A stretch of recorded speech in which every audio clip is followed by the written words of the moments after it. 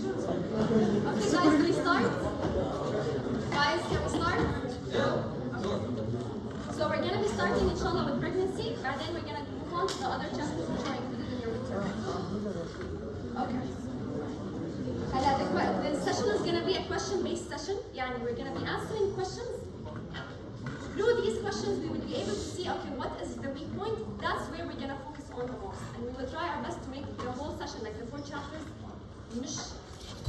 louder? Okay. It's going to be fast because we don't want to keep you here for too long, okay? So first of all, let's start with an overview of pregnancy. Pregnancy basically happens in the uterus. Like before, pregnancy takes place in the uterus, where is the meeting point of the egg cell and the sperm cell? Fallopian tube. The egg cell is released from the ovary, it goes to the fallopian tube. While it's moving, that's where it meets the sperm cell. Fertilization happens. After fertilization happens, what's the next step? What? Cleavage. Yes, zygote formation, and then zygote forms once fertilization takes place. Then we have cleavage, and then after cleavage, it goes to where? To the uterus. What's the first thing that should happen in the uterus? Implantation. If implantation doesn't happen, the pregnancy terminates, it stops, right? So basically, this is how I divided the chapter. We're going to start with station 1, a few questions about the journey of the sperm, because we said the sperm has to go to the fallopian tube. So it needs to move a distance to reach there. And then cleavage, and then implantation. After that, the placenta will be formed, and then organogenesis and all of that. Can we start? So this is the first question. Do not scheme out answers. Just read it, and then we will see.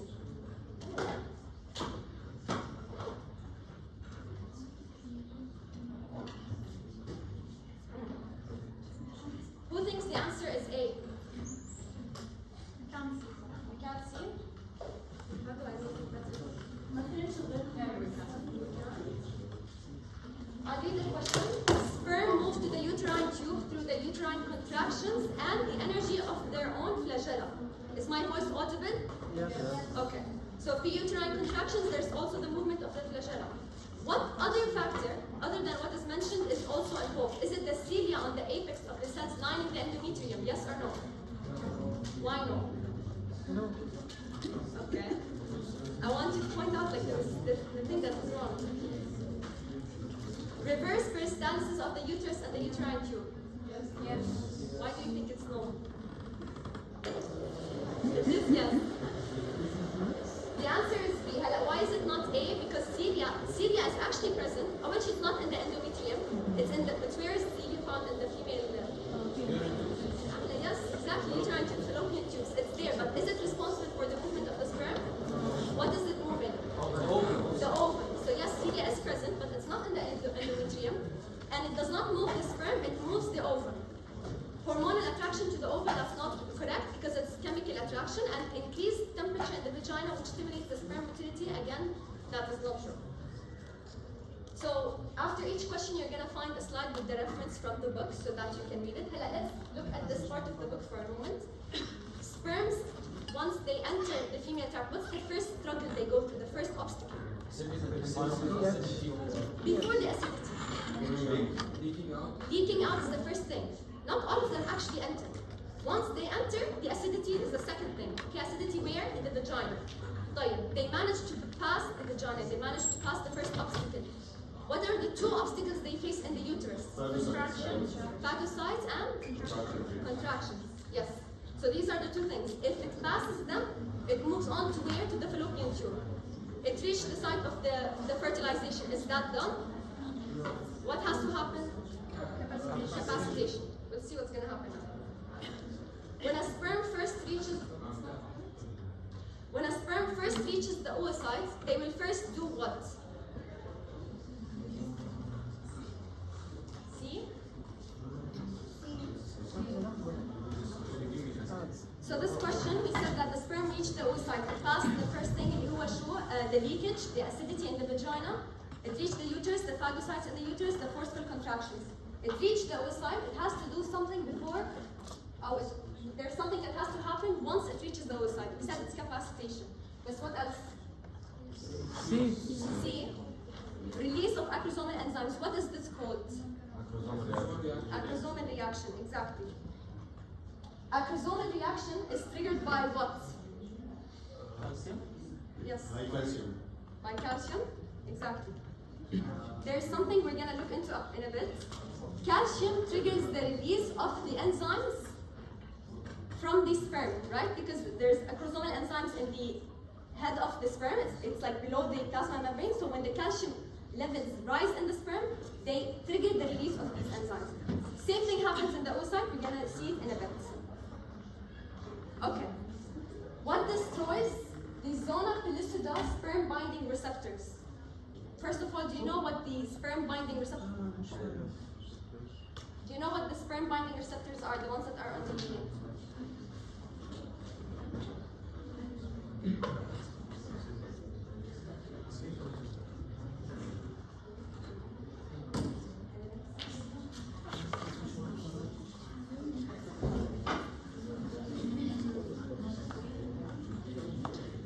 Okay, so what's the answer here?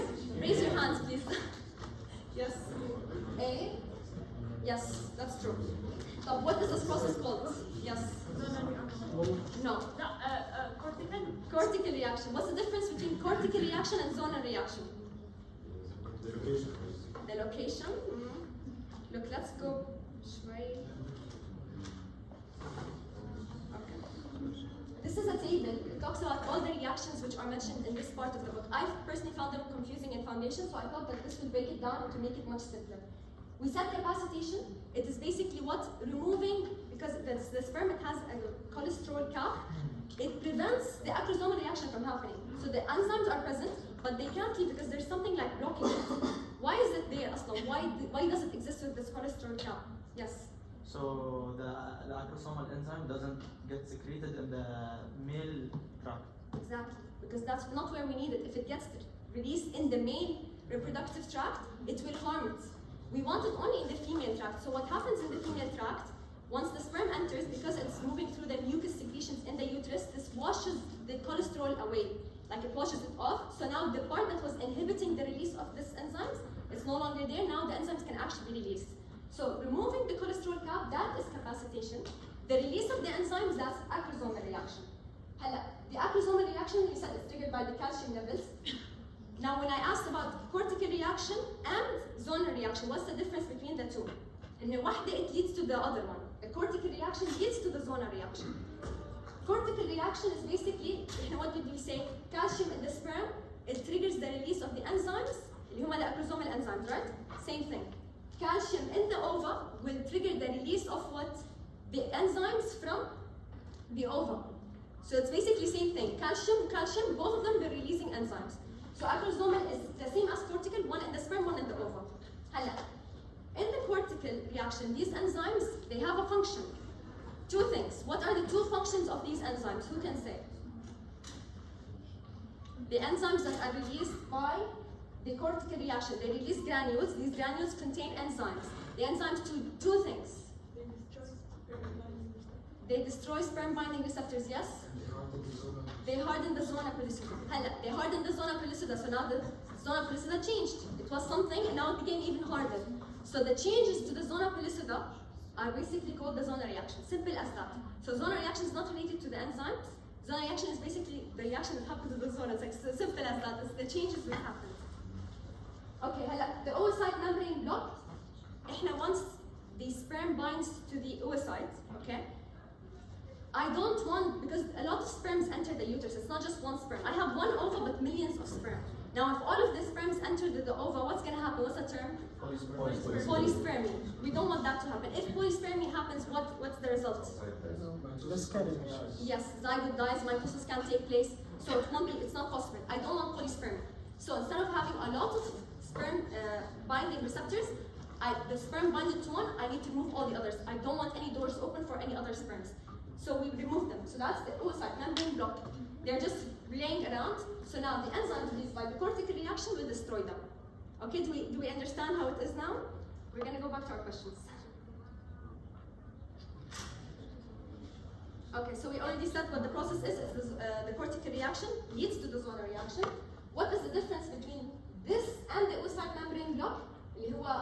When we say this, we were referring to the zonal inhibiting proteins being released, which we said is the cortical reaction, right? Am I confusing you guys? No? Okay, so this is the cortical reaction. What's the difference between this and the oocyte membrane block? Yeah? True. Can you repeat? What is the difference between the cortical reaction and the oocyte membrane block? Yes.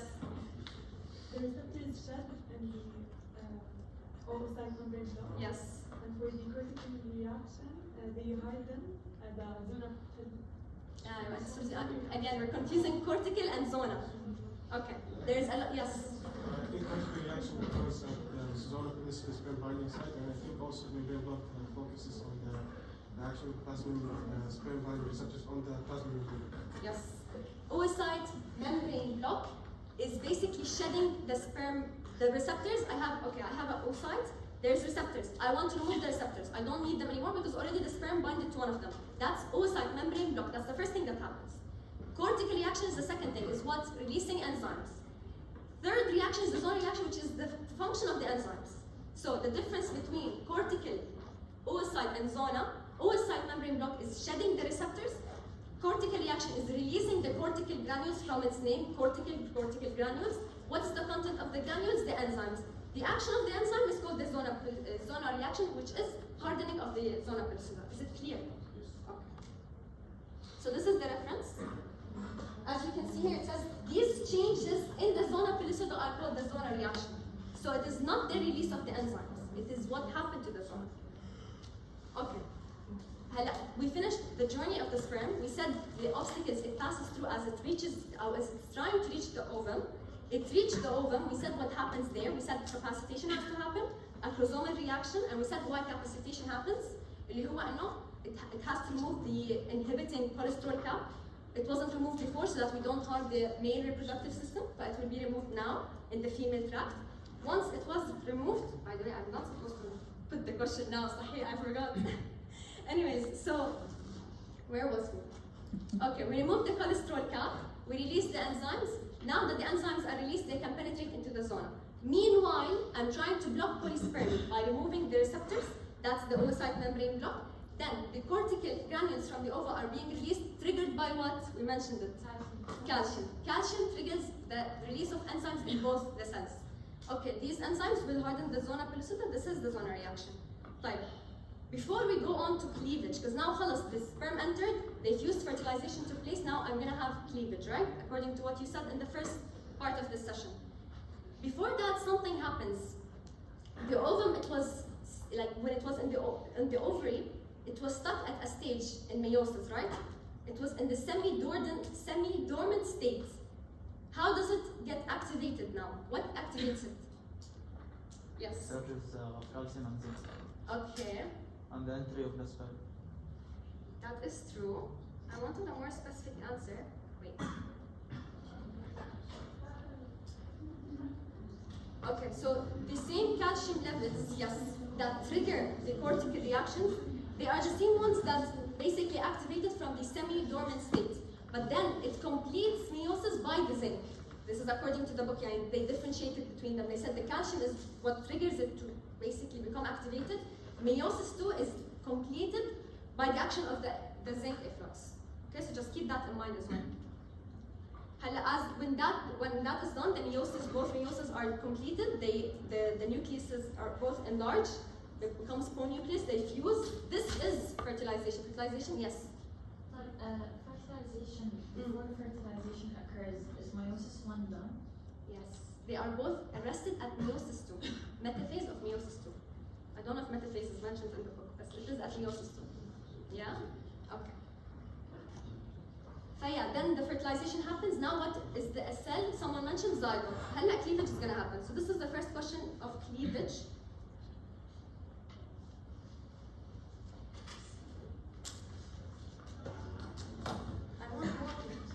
You answered very well. Who would like to answer this question? Yes. B. B. Okay, it's not right. Can you tell me why it's not right? Read it again.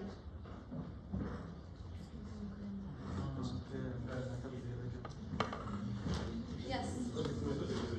Yes. The mistake in B, it is mitotic. If it was mitotic, it's correct. Because there's no meiosis now, it's only mitosis. Right. B is not the answer. What's the answer? Yes. C. Aims to reduce the cytoplasmic content of individual cells by leading to the formation of small cells with high surface to volume ratio. Who understood this? If you understand this, please raise your hand. Okay. Let's see. Look at this stage, for example. This stage over here, it does not change. It's a physical space. I cannot expand it. خلاص, it's built like this. And I'm taking all of this space. This whole space is for me. لو حسنا اجت وقفت جنبي هون, I'm gonna be forced to divide the space between me and her. The space is the same, but now my content of the space is smaller. But this is the concept of cleavage. Cleavage, it's a zygote. The zona pellucida did not go away. It's still there. فلأنه it's still there, it's hardened, it is not expanding. When cleavage happens, when it gets divided in half, that the first mitotic division happens, the cell is not one big cell, it's two. Then it becomes 4, it becomes 8. So the number is increasing, but the space is the same. Same thing on, it's the same space, but I'm gonna get more people, but we're gonna be forced to, كل واحد per person, they're gonna have a smaller space basically. But this is the concept of cleavage. Each cell will have less cytoplasm. Instead of one cell having the whole space for its own, no, we're reducing the cytoplasm per cell. Is that clear?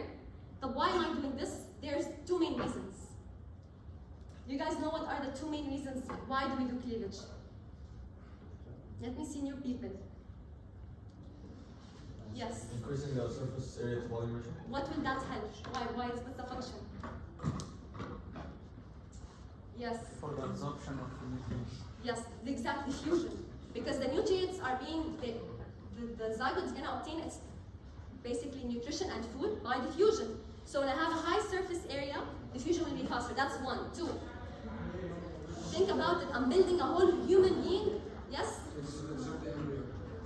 Construct the embryo. Exactly. I'm building a full human being. Imagine that every one of you was created from one cell. Like, can you think about it? It's like literally, I'm making a whole human being. I can't make him from one cell. I'll make him or her from one cell. I need to divide. I need to make a good amount of cells for me to actually start constructing the human being. So that's the two functions of cleavage. One is to make a high surface area so that diffusion can take place faster. 2, it's for basically constructing the. By the way, the reason why I wanted to include this question specifically, make it a bit complicated with the less cytoplasm, more cytoplasm, is because us as year ones, for some reason, we came through the same confusion in year 1. While preparing for this PACademia session, I was like, wow, this was already mentioned back in foundation, so I don't know. It's very important for you guys to realize in the foundation, it's called foundation for a reason. It's literally the base for everything. And this book you're studying right now, you're gonna come back to it a lot in year 1. Exactly. You're gonna use this book you're studying now in year 1 a lot. You're gonna remember what I'm saying. So second question. First mitotic division of the zygote occurs when?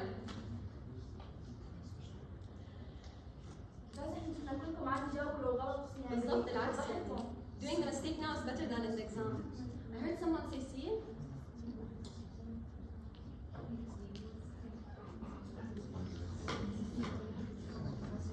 Yes. B. B. D. D. C? C. It's C, yes. Why C? What is it? Okay, male and female co-nuclei are fusing. What is the definition? What am I trying to say here? Adding the chromosomes together. Okay. Yes? Joining two nucleuses. Okay, what is that? Fertilization. Fertilization, exactly. This is basically, أنا كان فيني better ناخد C after fertilization. It's not me who said it. You guys, in the very beginning of the session, I asked you what happens after fertilization. You said cleavage. And I'm asking you the same thing again. When does cleavage happen? It happens when fertilization takes place. Which one is fertilization? It's when the nuclei fuse. D is correct. Yes, meiosis 2 is completed. Then fertilization takes place, and then the cleavage. So technically, the most correct one is C. Yes. Isn't meiosis the sexual reproduction? Meiosis, okay, it's not mentioned in your book, but I think one of the doctors, he explained it for you to understand what it is.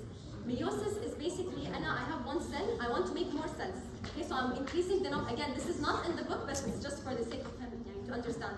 So I want to increase the number of cells. I have two ways of cell division. Mitosis, which is normally increasing the number of cells normally. I have one cell, it becomes 2, but it becomes 4, and so on and so forth. Meiosis is a bit different because the number of chromosomes is being reduced. So if I have, how many chromosomes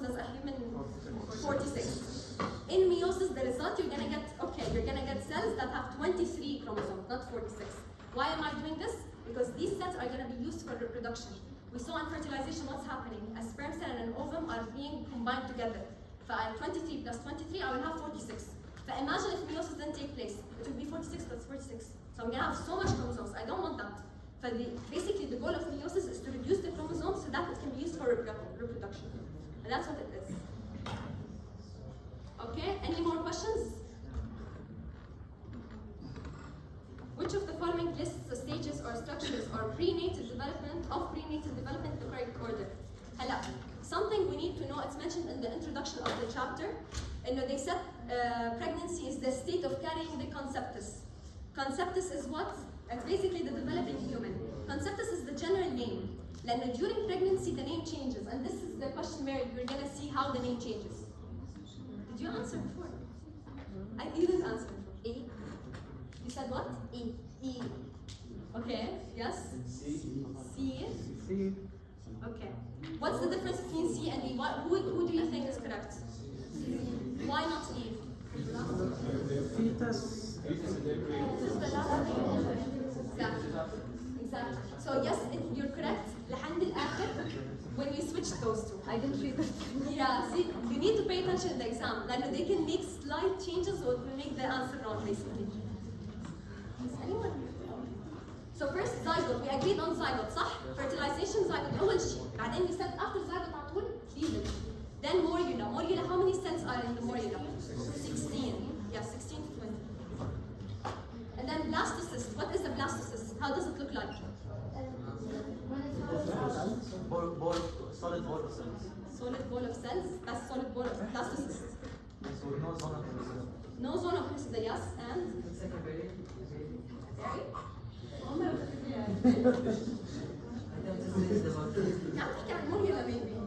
And it contains blastocyst cavity. Yes, yes. The blastocyst is basically a layer of cells. What is it called? اللي من برا. Trophoblast. لسه ما صنع tissue. But it's a trophoblast only. Inside you have inner cellular mass, which is also called embryoblast. The embryo or the human being, it will come from where? From the trophoblast or from the embryoblast? Embryo. What's the function of trophoblast then? Protection and? The hypo and the epi. High embryoblast. Yes. Absorption of the uterine secretion.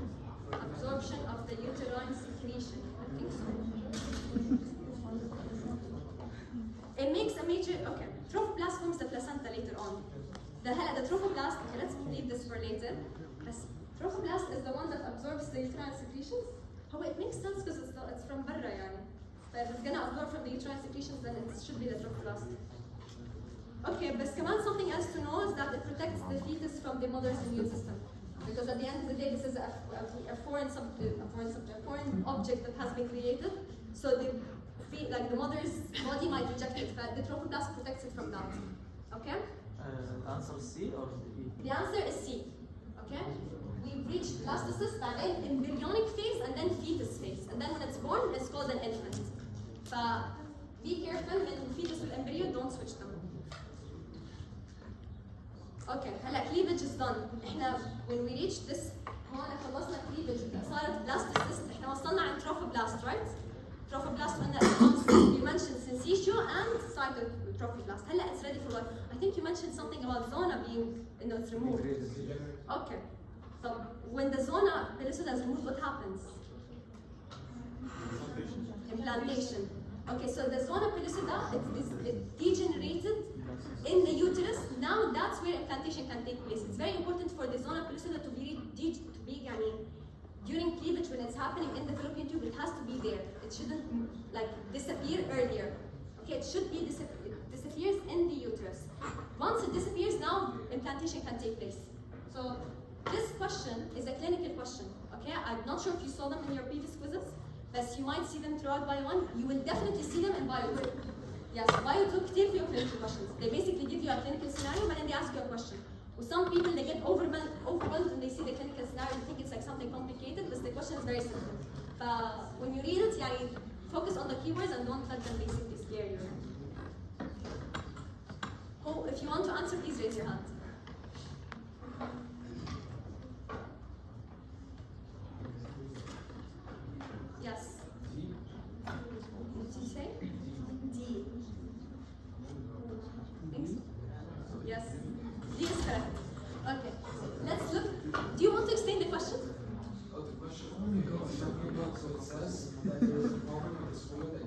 Yes. And the reason is because there's something that's supposed to go into the endometrium, Yes. but it's not functioning properly. Exactly. So it's asking about what type of structure is doing that. Mm-hmm. And according to the limits. Exactly. Okay. Thank you. That's very good. So basically, they're saying, I want you to leave you two keywords. Can someone point out the two keywords in the question? Yes. Protrusions and endometrium. Where's the endometrium? They said there's a structure that sends out protrusions into the endometrium. Okay, that gave the syncytial trophoblast, because what gives out the protrusions is the syncytial trophoblast. But then it says it's not functioning correctly, which means leading to termination of pregnancy. And why did I say the protrusion is a keyword? Then if we didn't put it, corpus luteum can make sense. And if corpus luteum is not functioning, كمان بيصير عندي termination of pregnancy, right? طيب, let's revise the functions of the syncytial and the corpus luteum and what happens. Usually in a menstrual cycle, the normal one, where pregnancy doesn't happen, by the end of the 28 days, we see like the flushing of the endometrial wall. Okay? So that's called the period. What happens in pregnancy? Why doesn't it flush? Because of release of specific hormones. The corpus luteum, what is the corpus luteum? Do you know what it is? It's in the, yes? It's like the remnants of like the oocyte. Exactly. After it's released. Yes. Oocyte is released during ovulation. بيضل عندنا like بقايا الoocyte, let's say, or something is left behind. Like let's say it was the house where the oocyte was living. If the oocyte left, تركت البيت وراه. هذا البيت becomes called the corpus luteum. Corpus luteum releases estrogens, progesterones, which maintain the wall of the endometrium. Okay? This will basically maintain the pregnancy if it happens. If pregnancy doesn't happen, the corpus luteum, it will degenerate, endometrium will become flushed. Why? Because estrogen and progesterone, they went low. In the case of pregnancy, I have a blastocyst that was formed, where it's implanted, implantation was successful. فصار عندي syncytial trophoblast, صح? Syncytial trophoblast is the one that releases something called SCG. What does SCG stand for? Human chorionic gonadotropin. Yes. So what does this hormone do? It activates cell signals to the placenta to produce estrogen and progesterone. Estrogen progesterone صح بس مش placenta. Corpus luteum, yes. Placenta لسه بكير عليها. Syncytial trophoblast releases SCG. SCG بيحكي للcorpus luteum إنه لا wait. I know usually by this time you degenerate, we flush the endometrium, but now it's not the time. هلا صار في pregnancy. I don't want you to go away, stay. Human chondrio أنا مش عارفة أحكيها. ال HCG شو بيعمل؟ بيحكي للcorpus luteum wait طول بالك ما تروح، استنى شوي. So the wall doesn't degenerate, okay? So that's what happens. Corpus luteum هو اللي بيعطي estrogen and progesterone. So how did I know that in this question they refer to syncytial not to the corpus luteum? Because they said protrusion into the endometrium. Corpus luteum is in the ovary, ما دخلوا بالendometrium. Okay? It's embryonic gonadotropin. طيب.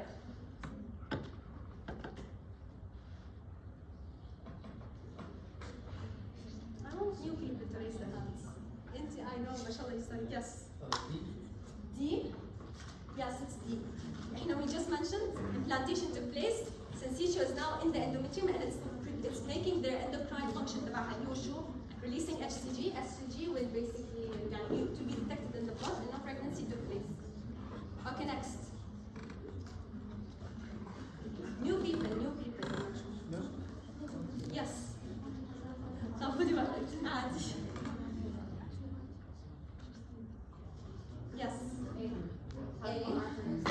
One artery and two veins. Wink. Is it one artery and two veins? Yes. It is. شككتيني بحالي. Yes. To go back. It's D. D or B? Oh. B. What's the difference between D and B? لا, you're correct, it's D. But what's the difference between yes?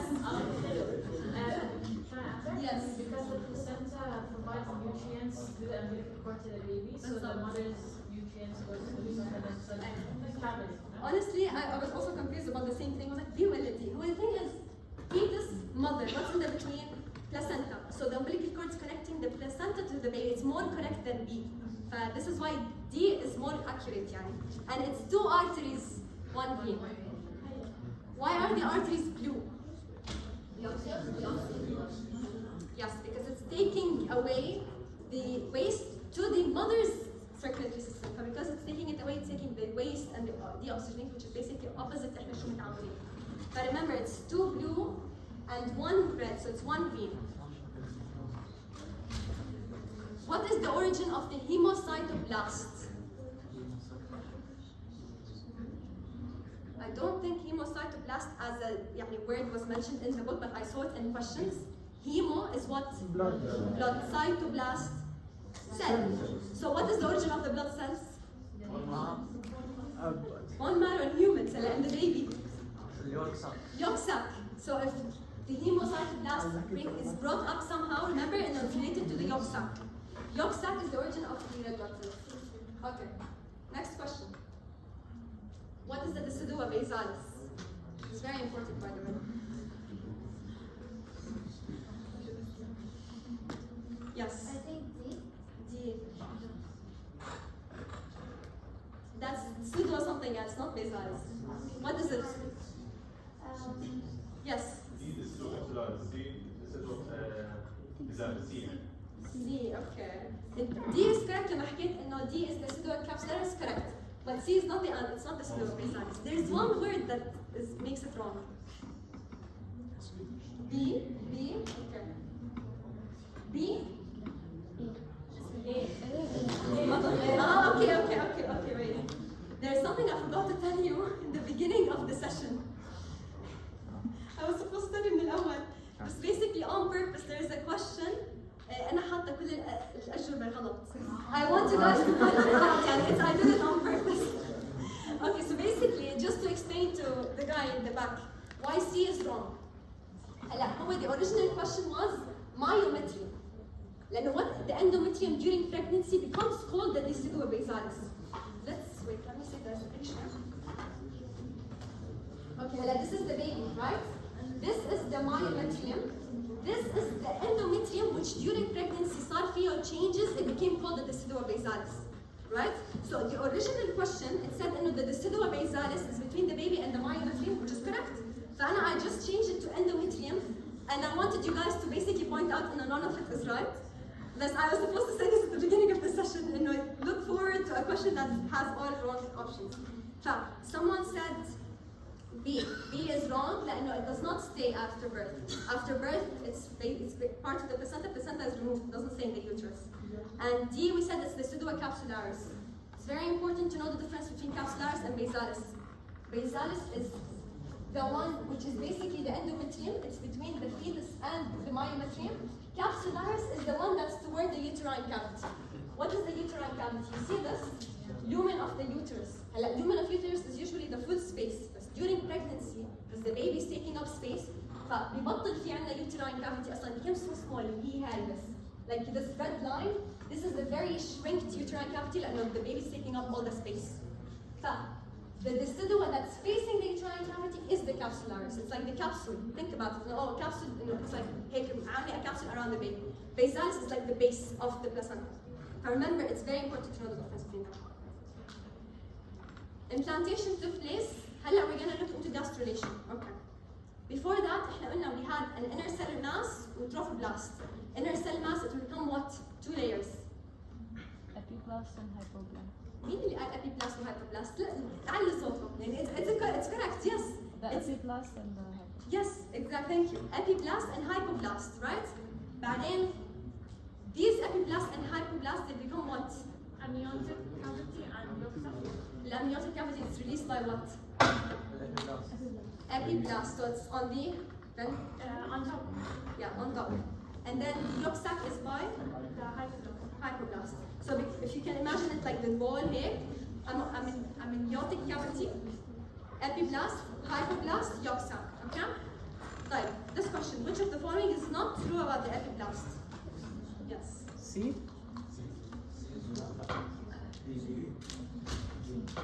Not true about the.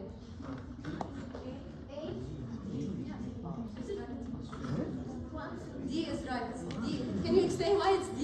Because there's a bilayer separating the amniotic cavity and the yolk sac. بالضبط. نحن هلا while we were talking we said شو؟ amniotic cavity, epiblast, hypoblast, and then yolk sac. يعني epiblast in contact directly with yolk sac is not right. And في hypoblast in the middle. Notochord is derived from epiblast. Is this true? Yes. Epiblast forms amniotic cavity. Because epiblast it forms amniotic, hypoblast forms the yolk sac. Epiblast forms all the 3 germ layers, which we're gonna see in a bit. That's true, right? Because it's the epiblast, it will start migrating like downwards. It forms the first one, endoderm. But then again, a second layer of cells will go in, mesoderm, and then the epiblast نفسه يصير اسمه ectoderm. We're gonna look into this هلا. Don't worry. Okay. So this is what I was talking about. This is the blue one is the epiblast. Yellow one is the hypoblast. But this is the amniotic cavity. This is the yolk sac. Yolk sac is produced by the hypoblast. Amniotic cavity is produced by the epiblast, and they are separate. يعني epiblast is not directly connected to yolk sac. This was in the question. هلا over here بصير في عندي شو اسمه epiblast بصير ينزل like it basically starts migrating. The cells of the epiblast نفسهم they migrate downwards. They form the first layer, which becomes called the endoderm. Okay. بعدين more cells will come in. It becomes called the mesoderm. And then these نفسهم شو بصير اسمهم؟ Ectoderm. So this is why the epiblast نفسه is the one forming all the 3 layers. ماشي. هلا this question. Mesoderm makes what?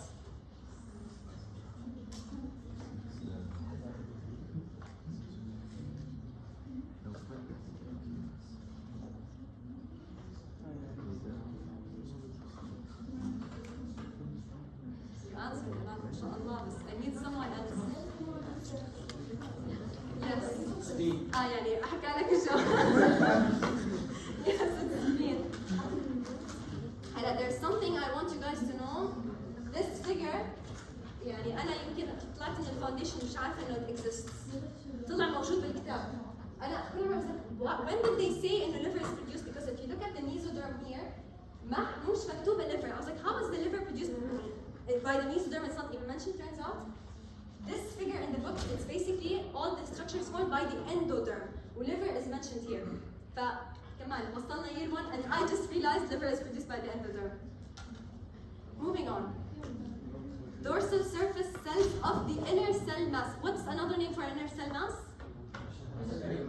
Embryoblast, inner cell mass. Remember blastocyst. It's okay, عادي. Blastocyst, trophoblast. Inner cell mass almost, وبعدين the cavity. The inner cell mass here is the embryoblast because it basically gives rise to the embryo. Becomes epi وhypo اللي حكينا عنه. Okay? The dorsal surface cells of the inner cell mass بيعملوا شو؟ Same people. I need new people. عادي guys حتى اللي بيجاوب غلط it's fine يعني it's better to make mistakes here in this room not in that. More people. خلاص فكر. يلا. B. D? No, sorry. Yes. Notochord. Yes.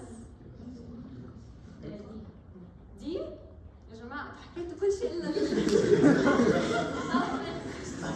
Guys, it's the primitive streak.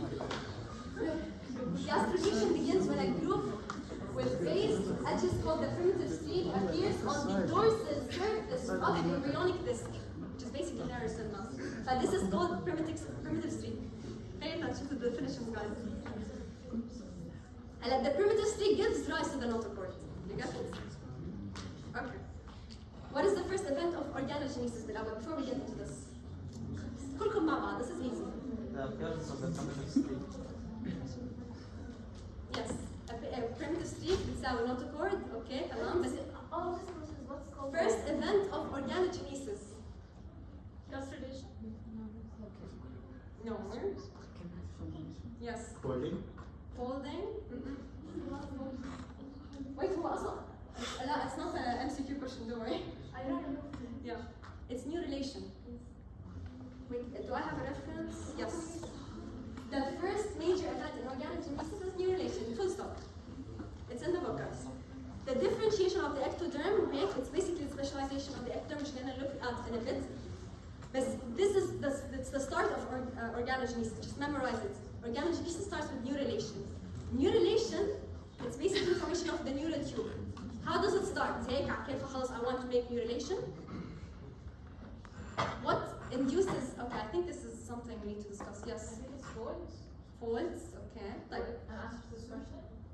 لا, I was asking a different question. بس انت هون you're saying which of the following appears first in development of the nervous system. You're saying it's the folds. I don't think it's the folds. It's B, but let me confirm. It is B. Yes, it's the plate. شوف, I'll tell you something.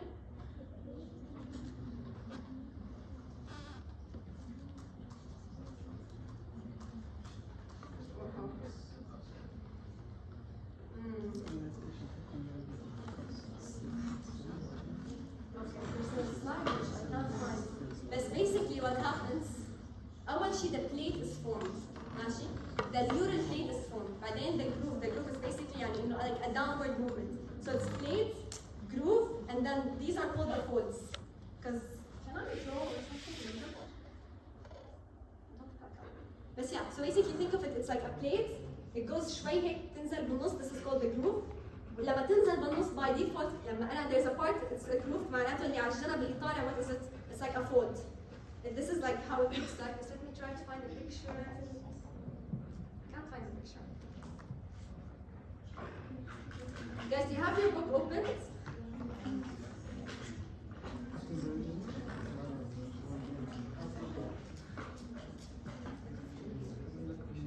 Can you open the stage where it shows you page 15 here? The one where basically the mutilation and early mesoderm and differentiation. The blue line is basically the ectoderm. أول شيء it forms the plate. بعدين the groove, the folds, and then the folds بيلموا مع بعض it forms a neural tube. Neural tube has been formed basically. So it's the plate, the groove, folds, tube. Okay, do we get it? So what's the first thing that happens? The plate. The plate هو نفسه it's like بتعج لتحت فبصير عندي a groove بصير عندي folds من فوق. The folds بيلموا مع بعض بيعملوا a tube. That's basically it.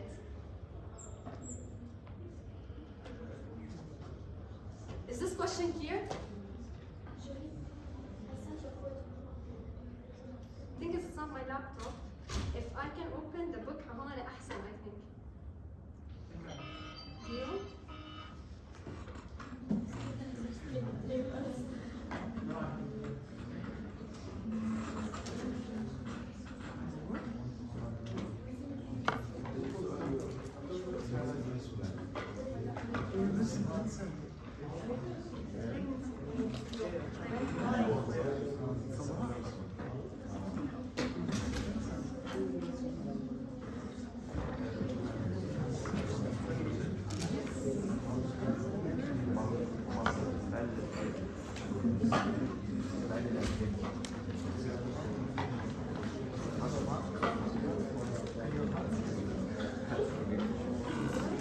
Okay guys, here's the photo I was talking about.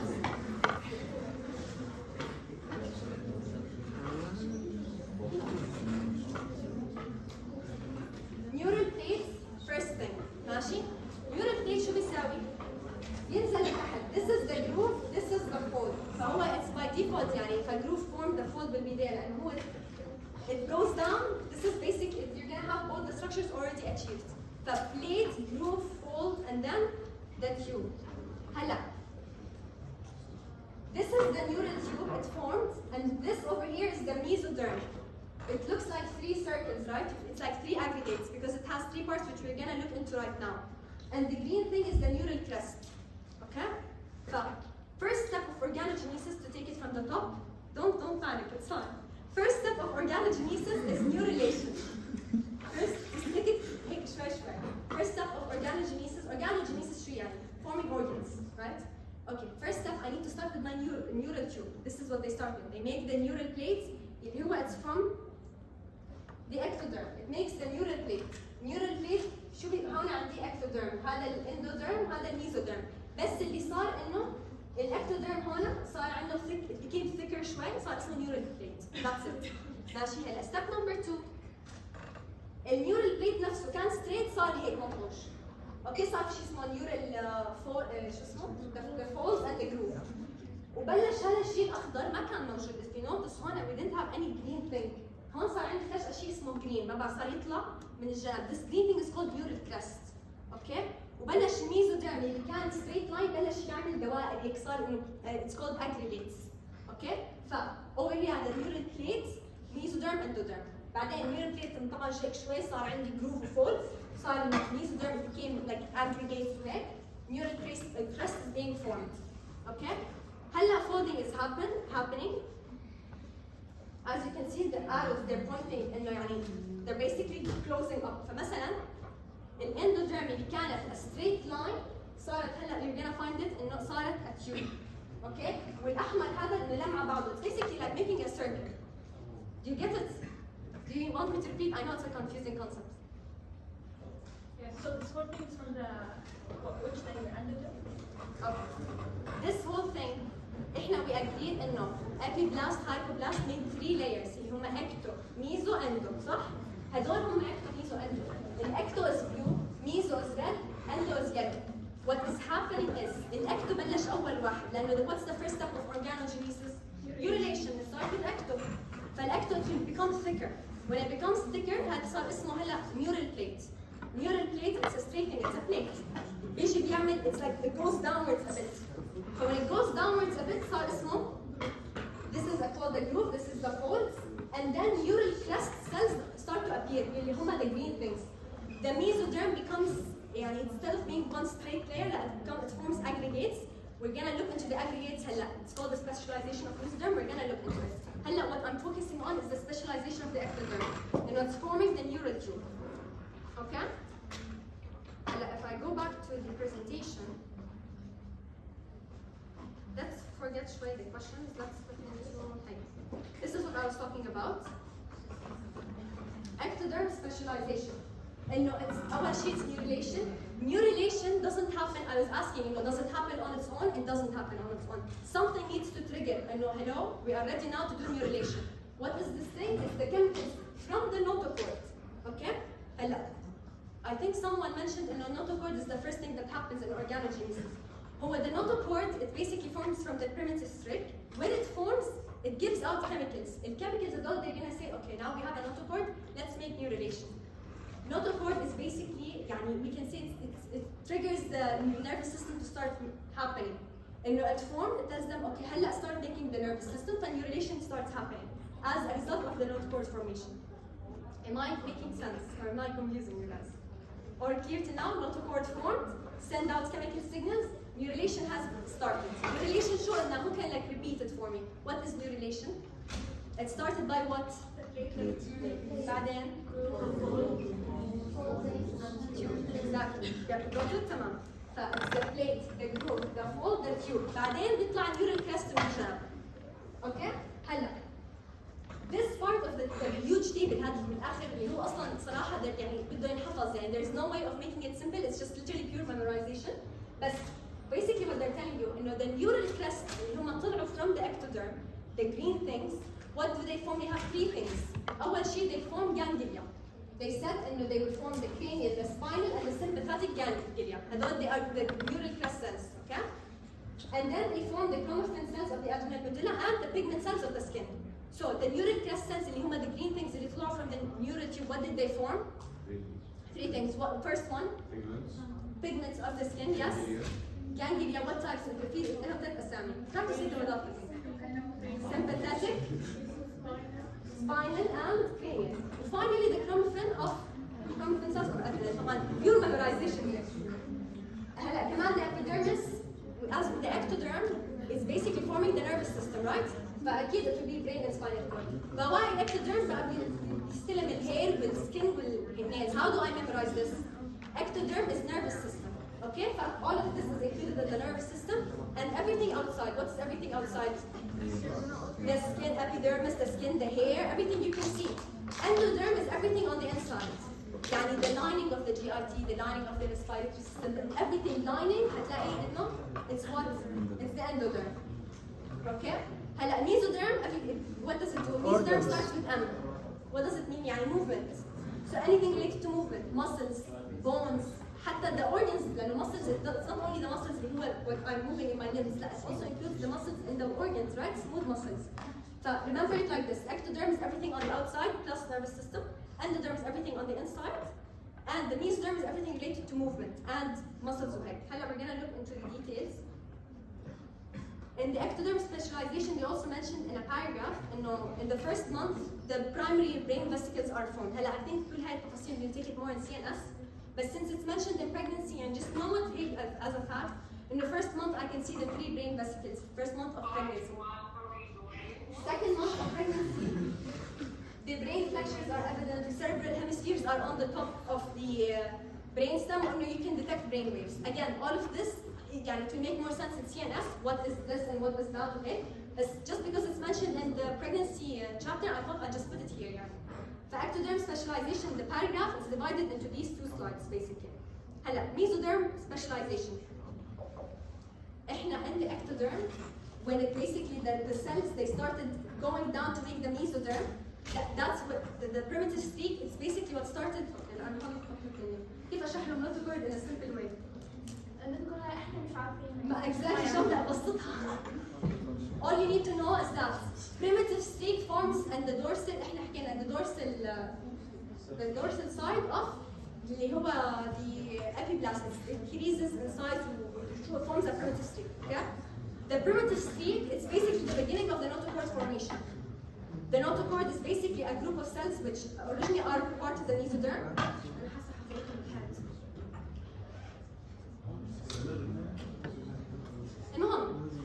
The notochord formation, I'm scared to say something that's part of year 1.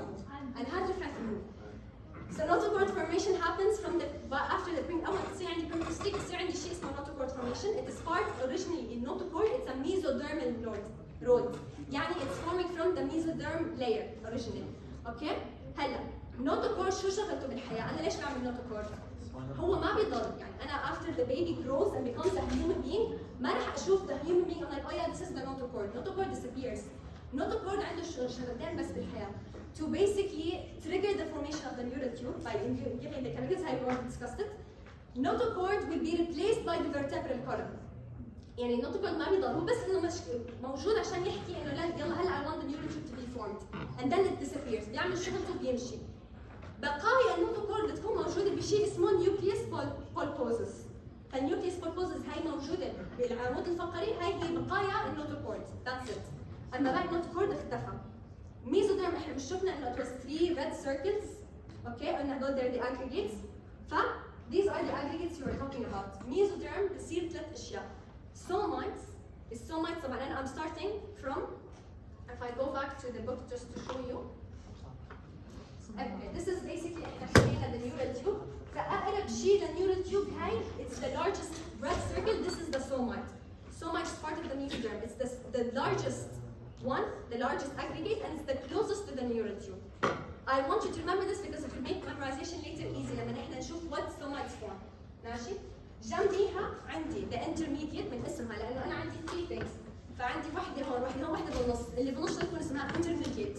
فايزي يعني somite is the largest one جنب النيورال تيوب. بعدين عندي lateral. I think in the orientation chapter you take إنه lateral يعني على الجنب. Intermediate it means in the middle. Okay? The namings I think should be easy to memorize. هلا later on you're gonna look into إنه somites هو أحلى واحد intermediate بضل مثل ما هو intermediate. Somites و lateral they become فيهم يعني more division. Okay? Somites يصير فيها sclerotom, dermatom, myotom. شو يعني مايو شو يعني؟ muscles. So it means it will form what? muscles صح؟ يعني أنا إذا جيت لهون شفت السومايت عندي سكليراتوم، ديرماتوم، مايوتوم. مايوتوم من اسمها مايو means the trunk and the limb the muscles basically of the limbs and the trunk and everything. فمن اسمها مايوتوم it will form muscles. ديرماتوم من اسمها dermis. هلا إحنا حكينا قلت لكم remember somites are near the neural tube. يعني it needs to form things that are very close to the neural tube. شو يعني مثل spinal cord مثلا الريبس because they're very near to the neural tube right؟ فإذا هي صارت مضطرة السومايت تعملهم لأن هي أقرب وحدة لهم. طب إذا الديرماتوم أخذت شغلة اللي هي الديرمس ومايوتوم took the muscles فما ضل عندي غير السكليروتوم مضطرة هي تعمل vertebra and ribs. Okay, so this is how it's basically easier for you to break it down and memorize.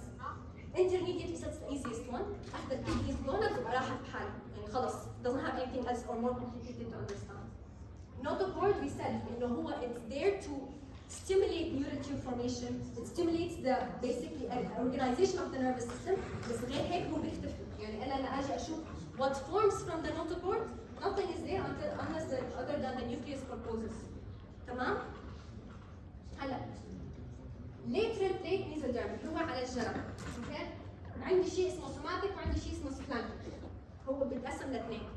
هلا احنا حكينا السومايت الديرماتوم بوديز الاثنين dermis of what? The dorsal body region بس the dorsal.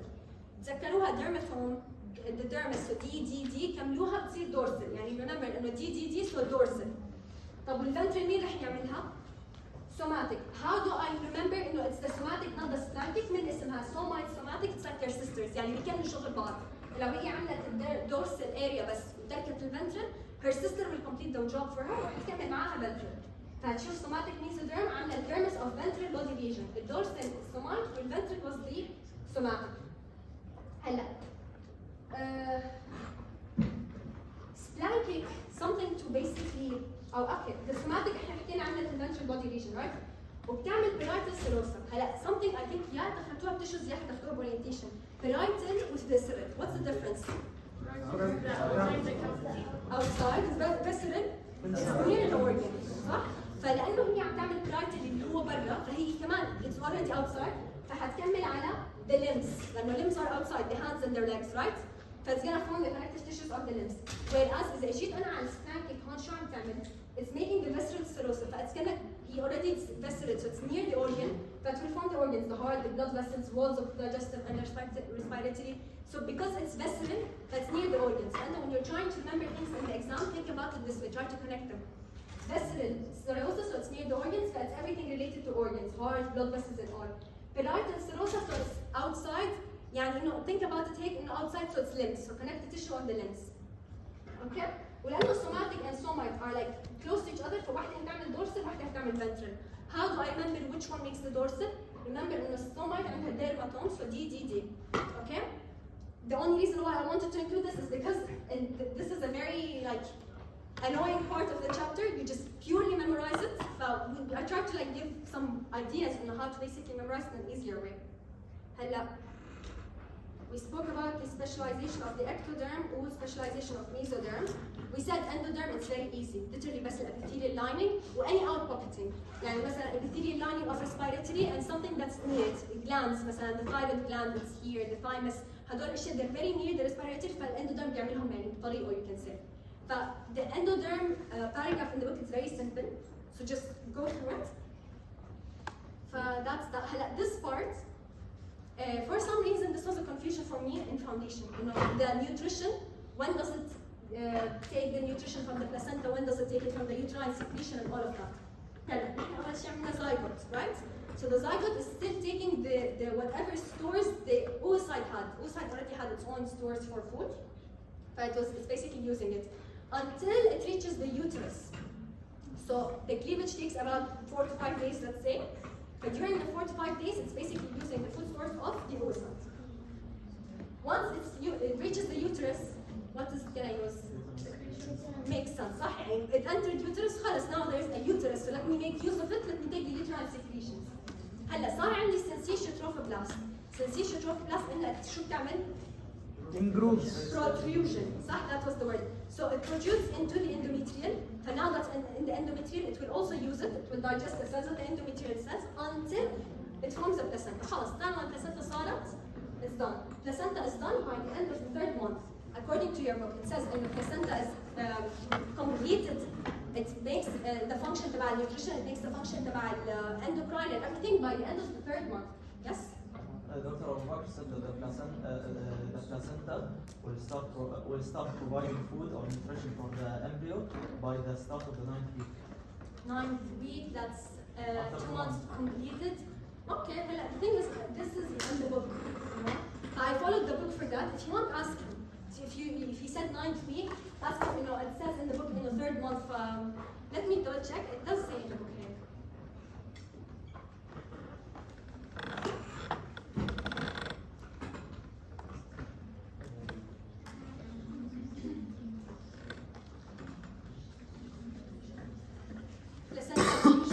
Functional as nutritive, respiratory, excretory, and endocrine organ by the end of the 3rd month. See, I think يعني, when he mentioned nutrition specifically, maybe nutrition starts at week 9, but بعدين the rest of these اللي هون it says شو excretory, the end of the third month. So maybe only the nutrition is done at week 9, but then technically it's like completed, fully functional by the third month. Do ask him and confirm though, لأنه as you can see this is okay, and okay, there's a mistake. For some reason, I kept on making it in my exams. مصرة إنه اليوك ساك هي اللي عم بتطعم البيبي. I don't know why. I kept on insisting. Yolk sac has nutritional function in all organisms except in humans, and it's very small. So it only has this nutritive function بس week 2 and week 3 يعني. So that's it. You raise your hand? I was going to say that the yolk sac is written in the book for the first 2 to 3 weeks. Yes, 2 to 3 weeks, exactly. Okay, we already discussed this. I think we skipped a few questions because I wanted to go to the specialization. But the hardest part of the pregnancy chapter is the, what do you call it? The specialization. But is that clear? The specialization of ecto, endo, meso. Do you think I should repeat anything? حسيت شوي I got confusing لأنه we take it in year 1. وأنا عم بحكي I'm like no, I'm mentioning year 1 info. I don't want to say year 1 info. Like, I don't want to confuse them. Should be done. Ectoderm, yes. Mesoderm شرحناها, how to memorize it. Okay, one more thing you need to know. After the book, after this mesoderm, there's a paragraph many people forget to study. And no, these two things, the later peak mesoderm, somatic static, they form the serosa of, how do you pronounce this? Yeah, it makes this. But please know it, لأنه أحكي لكم ليش. This is the book, right? فهو شو بيقول لكم إنه until here it's included. Many people forget these two lines اللي هون. You see? But just know it. It's like after sheer people forget it. I know this. Okay, do you have any questions? No. I will be sending the slides with the questions, the ones which we didn't explain or whatever. I don't want to take more time. Then we have 3 other chapters. And honestly, I don't mind like basically spending the whole day here studying pregnancy with you guys. But as I understand, you have other chapters to man. So, do you have any questions? Walla? Done?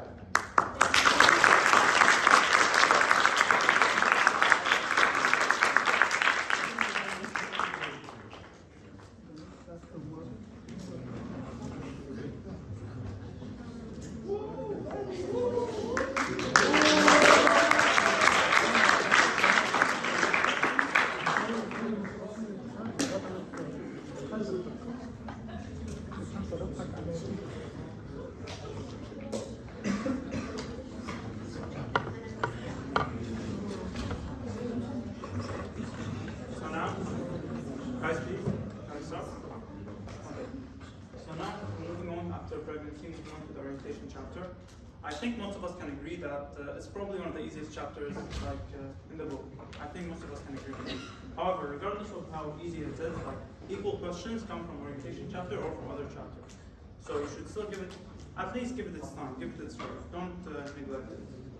Because many of us neglected it last year and we got a lot of questions wrong, believe it or not. Some of the most answered questions, wrongfully answered questions were from this chapter. Because people neglected it and paid attention to one chapter and then they missed the easy questions. So don't be like us, basically. Now for our plan for today, I'll discuss anatomy and physiology, 2 very important terms which they'll follow you till the rest of your medicine journey. Then we'll talk about life requirements and homeostasis, anatomical terms which is also very extremely important, and finally membranes and cavities. Now, starting off with the definition of anatomy. Anatomy, what would any of you guys like to give me a definition of anatomy? Go ahead. The definition? Yes? Anatomy is basically like organs. It comes from like open, so like examining organs and all of that. Yeah, that's perfect. It's basically a study of body parts or organs, regardless of their function. We don't talk about function in anatomy. That's reserved for physiology. Now it has 3 subdivisions: microscopic anatomy, developmental anatomy, and macroscopic anatomy, also known as gross anatomy. Now, which we'll discuss with them later on in detail. Physiology, however, physiology concerns the function of these body parts which we studied in anatomy. Okay? So now we discuss how each body part functions, what does it do, how do they interact with one another. This is all talked about in physiology. Now, this is a question, a pretty simple one, just starting off. The study of the body's small structures using a microscope. It's called Go ahead. That's correct. Good job. Now, we'll talk about the parts, basically the subdivisions of anatomy in detail. Gross anatomy, as we also known as microscopic anatomy, it has three other subdivisions. So anatomy is divided into three, and then gross anatomy is also divided into three. Now, firstly, we have regional anatomy. Now, would anyone of you guys like to tell me what do you think regional anatomy is? Anatomy is a specific part of the body part, like specific area of the body. Yes, specific area or region. So, for example, we have the abdomen. We can study the anatomy of the abdomen. Everything related to the abdomen, stomach, liver, spleen, that's just an example. Systemic anatomy is a study of body systems, as the name suggests. For example, the cardiovascular system, heart, blood vessels, the lymphatic system, the lymphatic vessels, etc. And finally, surface anatomy. This is where most students get a bit confused. It's a study of body parts, internal body parts, and their relationship to the skin. Okay, so they basically how an internal injury or something might appear from the outside. Now, moving on to microscopic anatomy. This one is pretty simple. It deals with structures that can't be seen with the naked eye, and it's divided into two subdivisions. Starting off on a bit of a bigger scale, tissues, which is histology. This is the study of tissues. It's on a higher scale. And then moving on, as we get deeper, we have cytology, which is the study of cells. Now, for developmental anatomy, which is the last and final subdivision of anatomy, there are other divisions, but these are the ones you mentioned in the book. It studies basically the changes that occur throughout the lifespan. The main one, which is the only example mentioned, is embryology, which obviously, as the name suggests, truly explained it in pregnancy. It's how the fetus develops from implantation till birth. Okay. Now we have another question here. Which of the following statements is correct to describe surface anatomy? Would anyone like to answer? Yeah, believe me, so. B. The surface structure of the organ. The surface structure of the organs. No. Go ahead. Locate the body structures in reference to the body structures. That is correct. Yes. Because it's not about studying the surface of the structure itself. It studies the surface of the structure in relation to the skin. Now we're done with anatomy, moving on to physiology. So there are many different types of physiology. It's extremely broad. Like structure is the same for all humans. It's extremely simple. Structure is identical. It doesn't need much explanation. You can just look at it and identify it. However, physiology needs much more explanation, and the body works in many ways. So there are many different subdivisions of physiology. The three mentioned here, for example, are renal physiology, which, as the name suggests, studies the urinary system, renal. Neurophysiology, which studies nervous system, neuro, and finally cardiovascular physiology, just studies the cardiovascular system, the heart, the blood vessels, etc. Now, this is a very important concept, which basically ties everything we studied so far together. We have anatomy and physiology. We now understand both of them completely, and we can move on to the complementarity between them. So we have anatomy and physiology. How do they work together? This is complementarity. Anatomy always reflects physiology. Okay? What does that mean? What does that actually entail? For example, I'm going to give you an example because it makes it much easier to understand. The anatomy of the tooth, for example, the back teeth. Okay? It's flat and wide and strong. Why is that? What's the physiology behind it? The physiology behind it is being able to not cut, but smash and put pieces into smaller bits. Okay? Another simple example of complementarity is, for example, the skull. The skull is hard. Why? Why is the skull harder than other bones in the body? To protect the brain. Exactly. That's an example of physiology. Because physiology is protection, while the anatomy is the hardness. Okay. Which of the following best describes the relationship between a molecule structure and function? Complementarity? Yes, that's correct. Okay. So moving on now, we have the structural hierarchy. This is a very simple concept, which is extremely easy to understand. We start off from the chemical level, okay? Made up of molecules. This is even smaller than psychology, okay? It's chemical level, molecules, like bacteria, viruses, etc. Now, when molecules come together, what do they make up? They make up cells. They start off with organelles, and then together they make up cells. This is the cellular level. Tissue level is when a bunch of cells come together and they make up a tissue. we have 4 tissues. Would anyone like to list the 4 tissue types? Yes. Okay. Yes.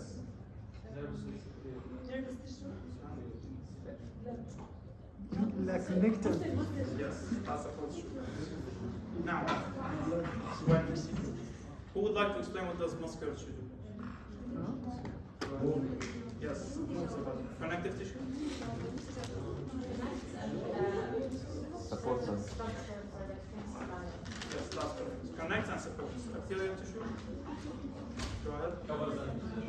Exactly. Our external covering and lines the cavity as well. Finally, what's the last one? Yes, the nervous tissue. What does it do? Control. Exactly. That's correct. Now, when at least 2 tissue types, minimum of 2, because of course one is only be at muscles, for example, muscles not an organ. Okay? So when 2 tissue types come together, they make up an organ. When multiple organs which have relating function to achieve a common goal come together, they become an organ system. And then finally, when multiple organ systems come together, we get the human body. Now, this is it's easy to understand, but you need to memorize it. Okay, this is just memorization. It's a necessary life function. Basically, what does the human body do? Like, what do you do at all times when you're alive? What happens? Number 1, we have maintaining boundaries. So simply, how it's the plasma membrane, each cell is surrounded by plasma membrane, which separates the intracellular compartments, cytoplasm, organelles, from the extracellular compartment, which is interstitial space. I think you took it already. Number 2, we have movement. Obviously, a human being, like especially humans, they can't be human beings unless they're moving. You can't just stand still. And it's obviously promoted by the muscular system in support of the skeletal system, which provides the bony framework. Thirdly, we have responsiveness, which is mainly the working of the nervous system. It's the ability, in combination with the muscular system, it's the ability to respond to stimuli. So for example, if you hit the needle, you hit the table, you move back. That's responsiveness. You responded to an external stimuli. Number 4, we have digestion, which is the breakdown of ingested foods. So they're absorbable in the intestine and you can use them for nutrients. Number 5 is metabolism. Now this one is the most important one. There are many questions that came from this exact topic. Starting off, for example, with anyone, what are the 2 types of reactions that can occur in the body? Yes. Now, anabolic reactions. Would anyone like to give me the definition of anabolic reactions? With your hands, go ahead. Breaking of large molecules in small units. Exactly. So it's building up. We're building up. Now, catabolism. It's the breaking down. Yes, breaking down. Now, moving on, excretion. It's the removal of waste. This one's easy through either the digestive system or the urinary system. Also, for example, we have the integumentary system. It's sweat. That's also a waste. Reproduction. This is the working of the reproductive system. And finally, growth. This is either the growth of cells by multiplication or the growth of individual cells increase in size. Either or. Now, the process involving the breaking down of molecules is called, we've already answered this. Yes, now, moving on from functions which the body performs, what are the needs that it requires to perform those functions? So to be able to move, to be able to respond, to be able to excrete, what do you need? These are the needs, basically. Water, obviously, nutrients, food, oxygen as well, normal temperature, because the human body can't survive at 100 degrees Celsius, obviously. And finally, appropriate atmospheric pressure, because if it's too high, you're going to get crushed. That's not good. Now, the breakdown of ingested foods into simple molecules that can be absorbed into the bloodstream is termed as. It's an easy one. Go ahead. Yes, digestion. That's correct. Now, this part is where the chapter gets a bit tricky, and you start feeling the level of the chapter increase just a little tiny bit. So, let's start off. What is hemostasis? Would anyone like to give me a very brief definition of hemostasis? Go ahead. It's basically the body's ability to maintain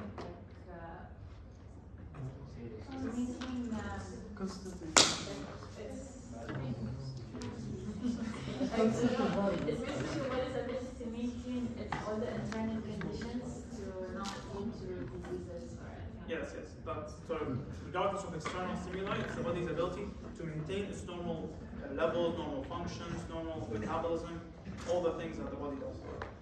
Now, hemostasis usually is like here divided into three main steps, or three main basically three main steps. So if we have first receptor, second control center, and then finally an effector. Would anyone like to tell me what does the receptor do? Exactly. So first, to ensure that we are appropriately responding to the stimuli, we need to sense the stimuli. So which part senses the stimuli? It's the receptor. So it senses a change, or it senses a variable in the external environment. It sends that information through the afferent pathway, also known as input, to the control center. The control center is typically in the brain, but that's not always the case. I'll give you an example later on where the control center is in the brain. That's mentioned in the book. So the control center simply sees that input, analyzes it, compares it with normal, like how the body functions on a normal basis, and then decides what does it do to that input. What should it do? It sends that what it decided. It sends appropriate response which is decided through the afferent pathway, also known as output, to the effector. Now the effector basically does the hard work. The effector basically it's the handyman. It's the one that actually does what the control center has decided for it to do. Okay, let's move on. And also, it's mentioned in the book about afferent pathway, easy way to memorize it. Afferent pathway approaching the control center, and afferent pathway exiting the control center. Patient has increased temperature due to failure in the hypothalamus, which is here in this example, the control center. Oh, I answered the question. That's fine. Someone like to answer? Go ahead. Correct.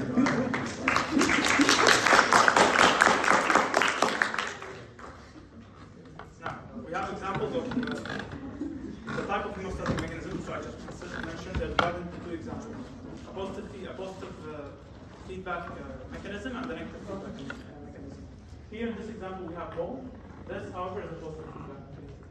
Would anyone like to explain why this is a positive feedback mechanism? Your hands? Okay, go ahead. It's a positive feedback mechanism, but the book mentions it's called that because it goes towards the stimuli itself. It doesn't change it, because positive feedback just continues and increases the change to cause. Yes, exactly. So it acts in a way which amplifies the response. It doesn't negate it. It doesn't inhibit it. So for example here, blood break. The receptors in the blood vessel sense that there's a break in the lumen, in the wall of the blood vessel. So what happens? Platelets are attracted. Platelets come to the injured area. Now, do they stop once they have reached the injured area? No. This triggers more platelets to come to the injured area. So they keep on coming and coming and coming and forming a clot, the platelet clot, and this also positively triggers more the release of more chemicals which attract more platelets and more other chemicals which aid in the formation of the blood clot. So it's a positive feedback. It continues. It doesn't just stop when the result is reached. This is reached because it continues to make it fully. Once it's been fully built and fully formed, then it stops. This is for positive feedback. However, now that we mentioned positive feedback, the majority of mechanisms, hemostatic mechanisms in the body are actually negative feedback. Because this is very abnormal.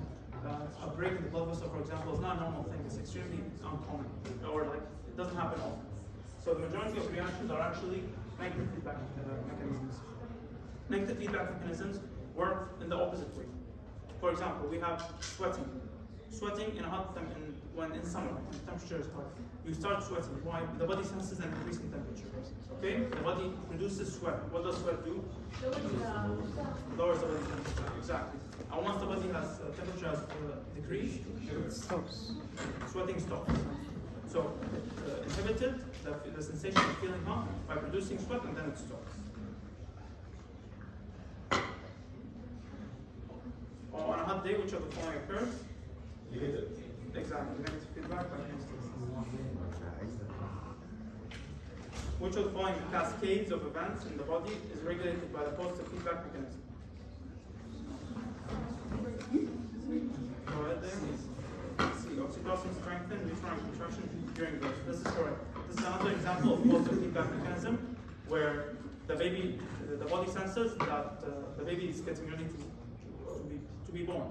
So it increases uterine contraction. The increasing uterine contractions stimulate more oxytocin to be released to further increase the uterine contractions. It doesn't negate it. It makes it stronger. So yes, the answer is C. The component of a control system that provides the means for the control centers of response output is called the. Your hands, guys. Go ahead.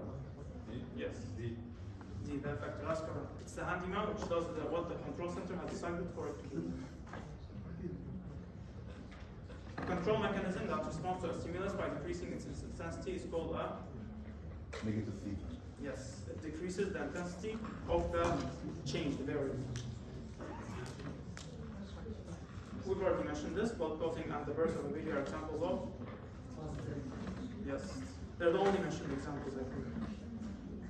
Now, first of all, I'd like to ask you guys another question. For example, this is another very important example.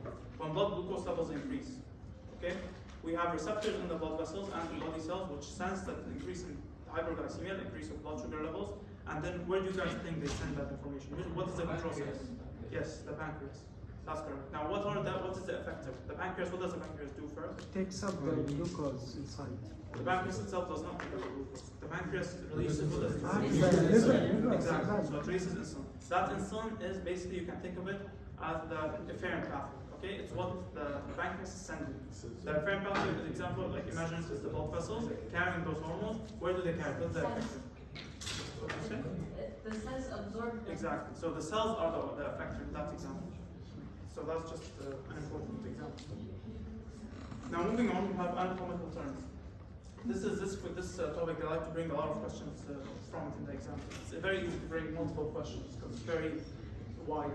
They could ask about anything. The two fundamental divisions of the body is divided into two divisions. We have the axial, which is basically everything apart from the appendages, the limbs, and then we have the limbs themselves, the appendages, which is the appendicular part, also known as the appendicular part. The axial part, which makes up the main axis, includes, now obviously like we mentioned, everything else apart from the limbs, so it's going to be the head, the neck, and the trunk. The trunk is basically from the neck downwards until the groin, just before the legs. The appendicular part, as I mentioned, makes some limbs. Now here we have some anatomical terms. For this part, I'm going to need a volunteer to make life easier. Would anyone like to volunteer? Believe in yourself, guys. The foundation student like to volunteer? Who volunteers, stand up. 10 to 10.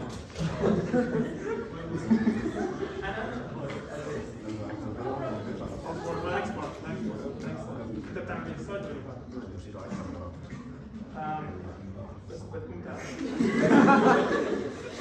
What's that position called? Correct. The hand. Where do the hands point? Laterally pointing anteriorly. The palm of the hand is pointing anteriorly. The thumb should be the furthest part of the body pointing laterally. Okay? Okay.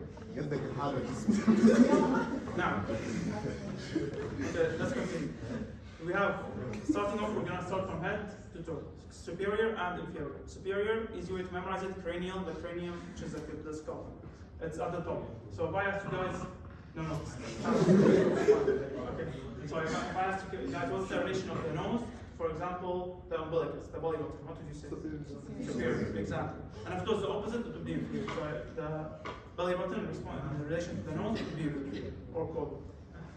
Then we have anterior and posterior. This is basically from like this.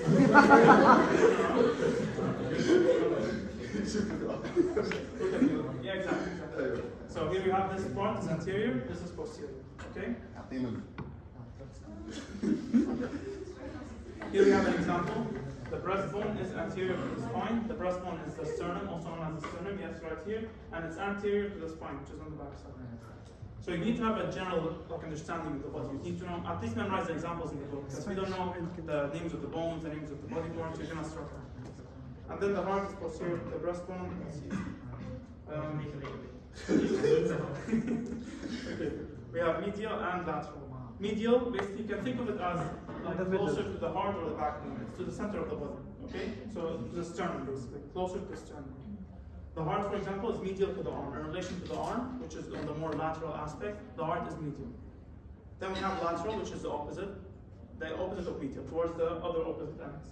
So if the sternum was here, both hands would be lateral to the sternum. And then finally we have intermediate, which is basically in between. Okay, it's a word for what's in between. So for example, we have here the collarbone. The collarbone is intermediate to the. Give me an example. Anything? Shoulder, and for example, sternum. Okay, the collarbone is located in between them. Here, what's the example here? The collarbone is between the breastbone and the shoulder. Yes, the sternum and the shoulder. Moving on, we have. Would anyone else like to volunteer? We have proximal and distal. This one was a bit confusing, especially for people who are not like their English isn't the best. I struggled personally when I first came in understanding what does proximal and distal mean.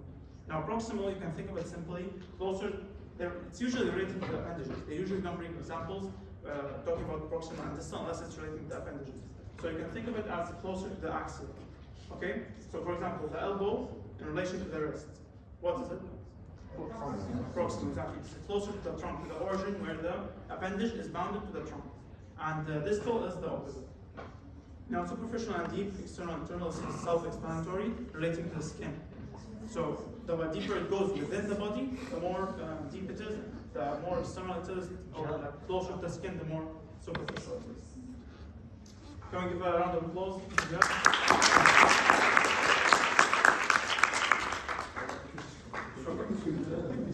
Which one of the following terms describe the exact location of the collarbone when compared to the breastbone and shoulder? We mentioned this already.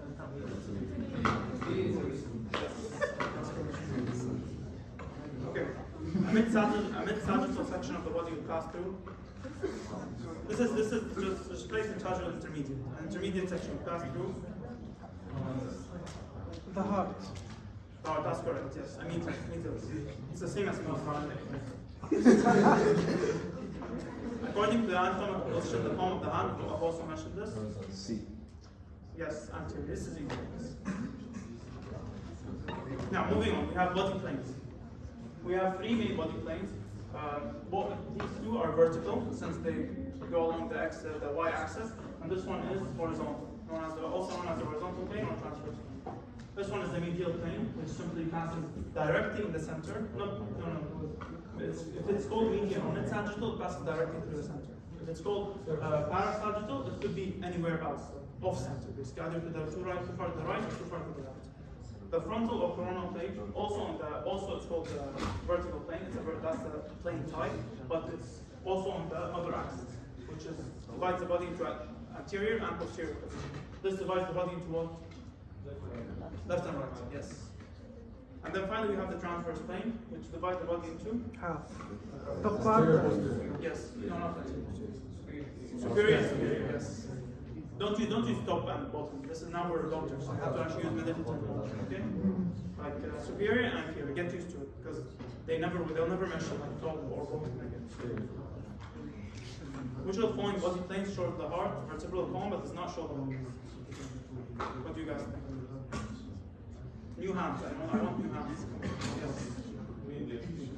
Yes, because located directly in the center. And as you guys know, the lungs are lateral. So you need to have a general understanding. You actually need to think of the question. Not everything is going to be mentioned like by word. You need to know the anatomy of the body. Yes. In which plane can you visualize both the lung and the liver? The liver and the lungs. This is a tricky one. Go ahead. Yes. Coronal plane? Yes, that's correct. The coronal plane, which just go back. The frontal or coronal plane, it could pass through both the lungs and the liver, because the lungs are here and the liver is here, and we're dividing on this side. Okay? So it could pass through both. However, if we said medium, for example, this one, for example, does not pass through the lungs, so it can't show us the lungs. This one also does not pass through the lungs. This is way too inferior located. But even if you raise it up, it would not show the liver. So the only correct option here would be the frontal plane. You have a question? If you go back to the last question before this one, how is this not, like, why is it not transverse? What's the question? The vertebral column that does not show the lung. Here. How will this show the vertebral column? The entire vertebral column, the only way to show it is with a median thing. But it does show a little bit. It shows a little bit, but when they bring questions like this, you see. Question mentions no?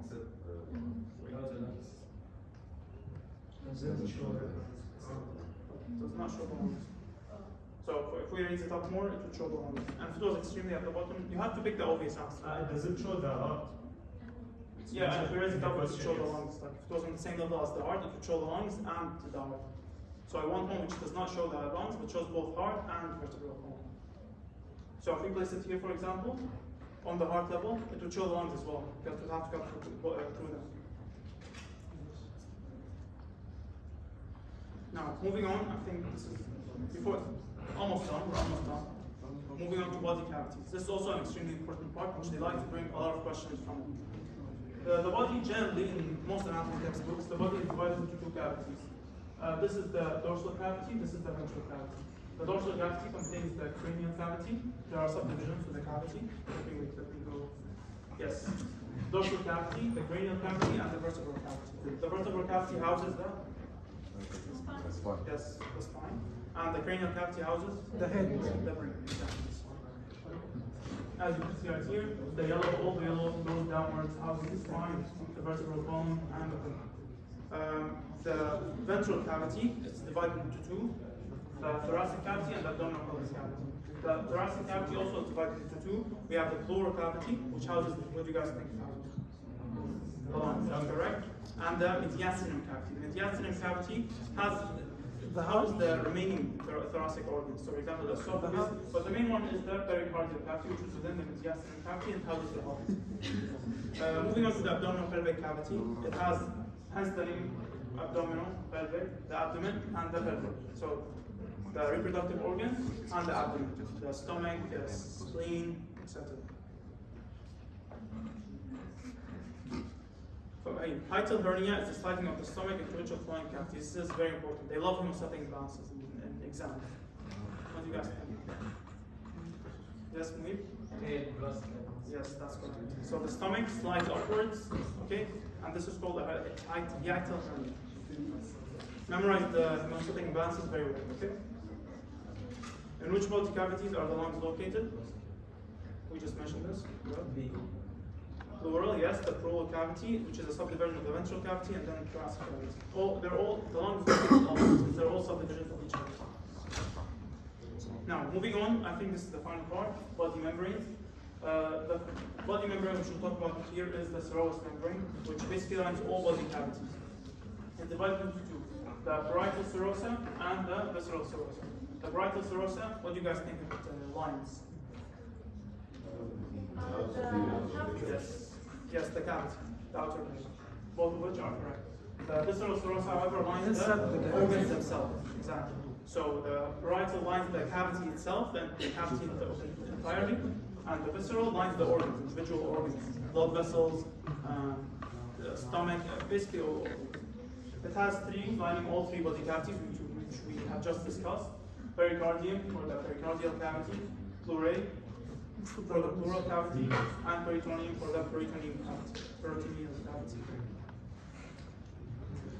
Abdominal pelvic quadrants. Okay, we have for anatomists. This is mainly for anatomists. For surgeries, this is extremely important as well. The abdominal pelvic cavity. Everything you see here from the diaphragm. Okay, this is the diaphragm. Everything under it and inside it. This is the abdominal pelvic cavity. Okay, it's divided into four quadrants: right upper quadrant, left upper quadrant, right lower quadrant, and left lower quadrant. This is pretty easy. The names are not too complicated here.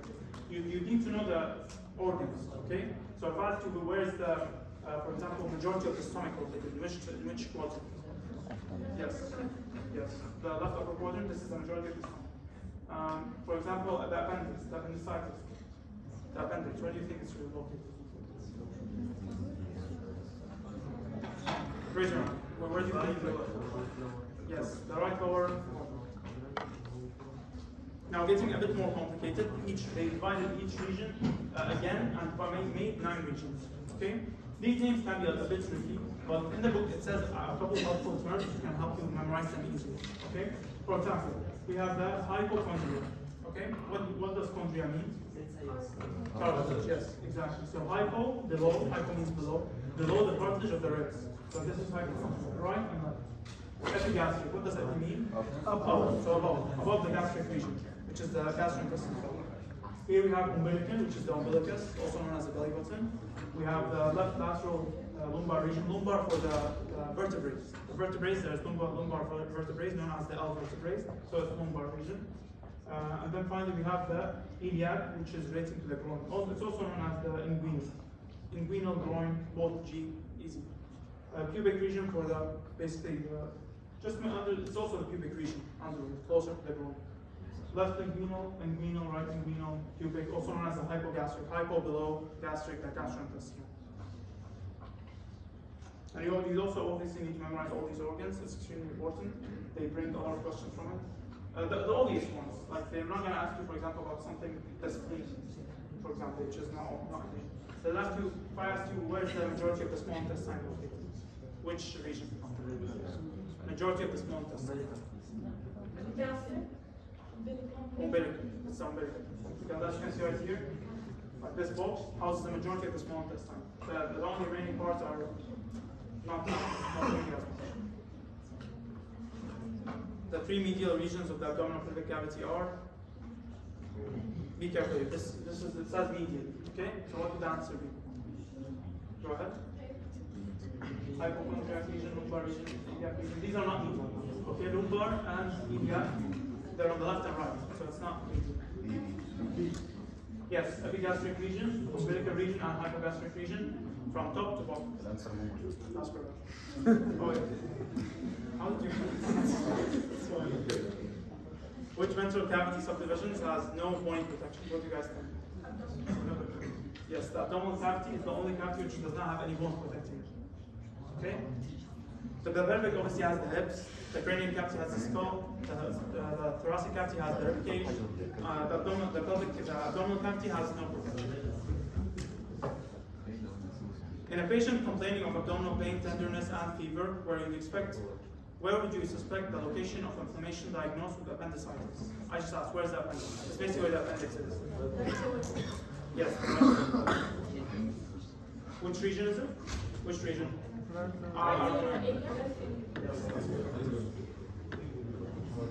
This is the final part, I think.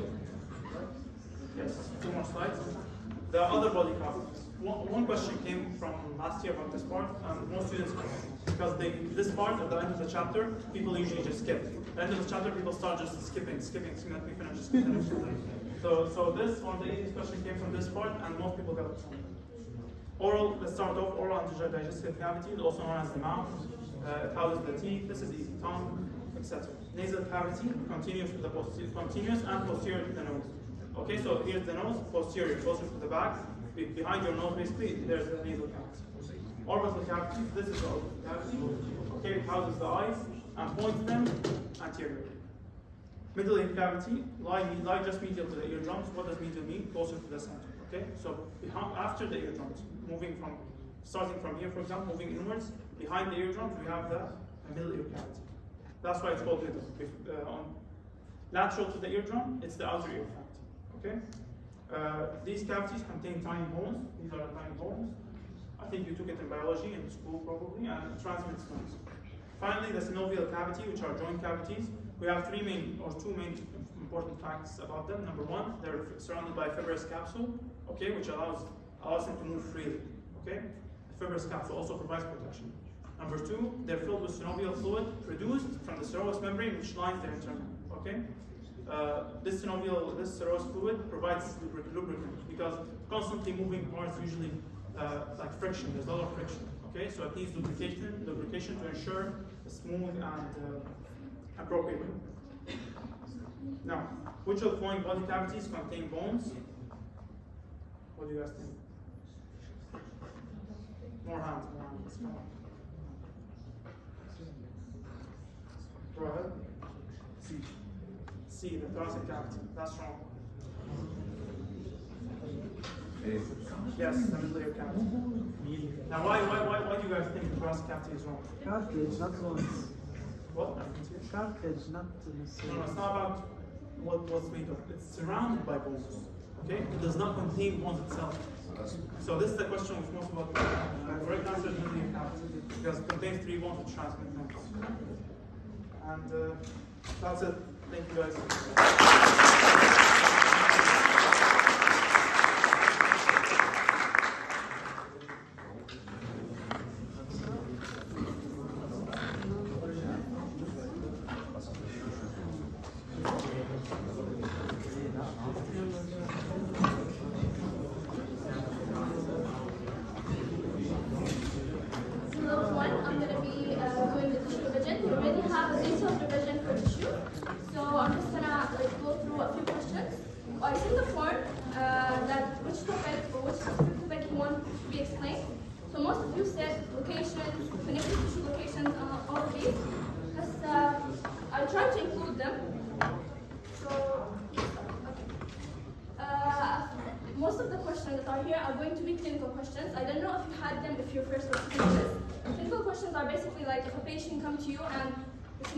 Like this. So you will not have a lot of them in this semester, but in semester 2, most of the questions are going to be clinical. So what I want you to know about the clinical questions, there's a keyword, a single keyword that you can know the full answer from it. So now we'll see.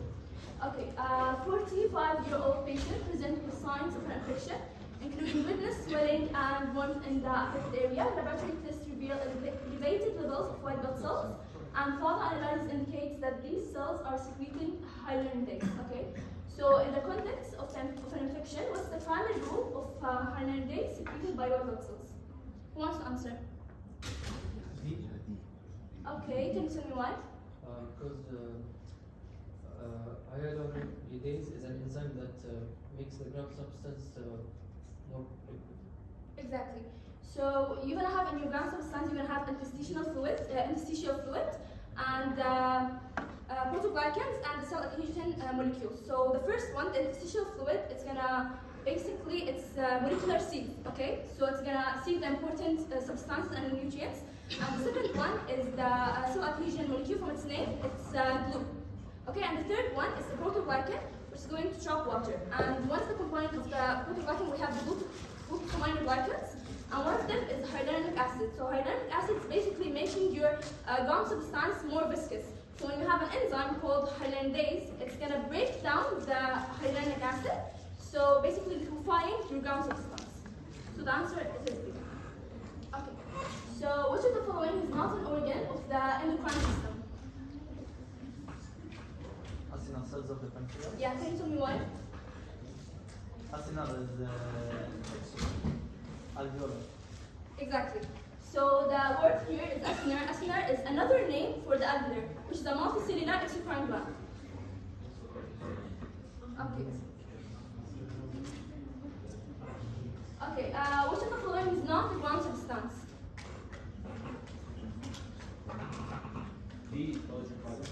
Exactly. So all of these I mentioned, the protoglycans, the adhesion proteins, and glucosaminoglycans is part of the protoglycans.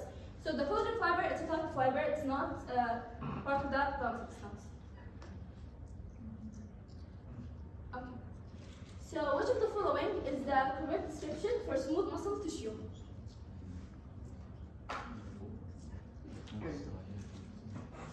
Okay, can you tell me why? Because it's not striated and it has a fusiform structure. Okay, exactly. So the thing here, the word here is the fusiform. Fusiform is another name of the spindle shape. Okay? So a non-striated fusiform cell, which is a spindle shape, which contains one centrally located nucleus. A 30-year-old male patient presented to the clinic with unexplained weight gain and decreased energy level. Upon examination, he noted the presence of localized areas of increased vascularity and fat deposits. Imaging studies suggest that the presence of brown adipose tissue. So where is brown adipose tissue most commonly located in adults, and what's its primary physiological function? Okay, can you tell me why? Okay, so you have two types of adipose tissue, which is the white adipose tissue and the brown adipose tissue. The white adipose tissue is the one mentioned in your box in the book. So anything there, it's white adipose tissue.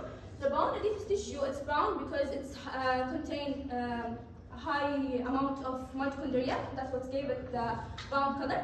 And basically, its function is to generate heat. It's not only in adults, also you can see it mainly in the babies that lack the ability to generate heat by shivering. So they're going to use the lipid fuels to generate heat instead of ATP production, which is ATP production. It's the job of the white adipose tissue. So it is correct. Which of the following statement about blast cells and mature connective tissue cells is not true?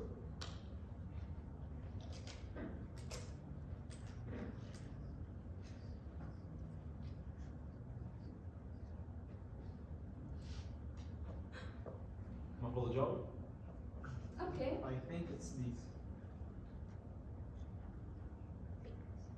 Okay, it's correct. Because the blood, it's specialized tissue. The blood, it's fluid, or let's say the non-living fluid matter, which is the plasma. It's not in its tissue, and the cells are not produced by the blood itself. So it is correct. Okay. Which of the following options represent the correct order of these events happening after tissue injury?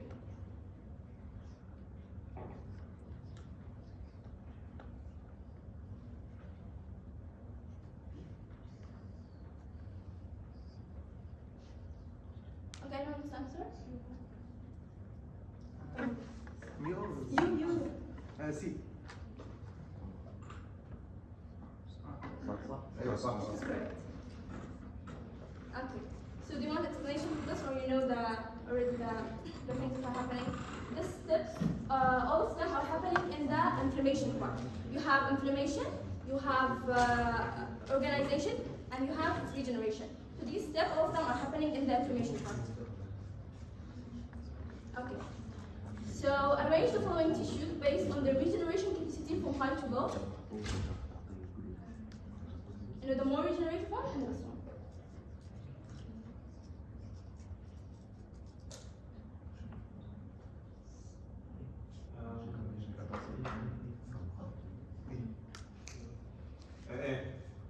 Okay. A. Okay, it is A. So basically what we're having first, we're having the epithelial and dense irregular connective tissue, and so on. So something important about this part is really important. They got a lot of questions from this part, so memorize each tissue and its regenerative capacity. So you have, most of them are high regenerative capacity, the epithelial tissue, the bones, the areolar connective tissue, and dense irregular connective tissue, and the blood are high regenerative capacity.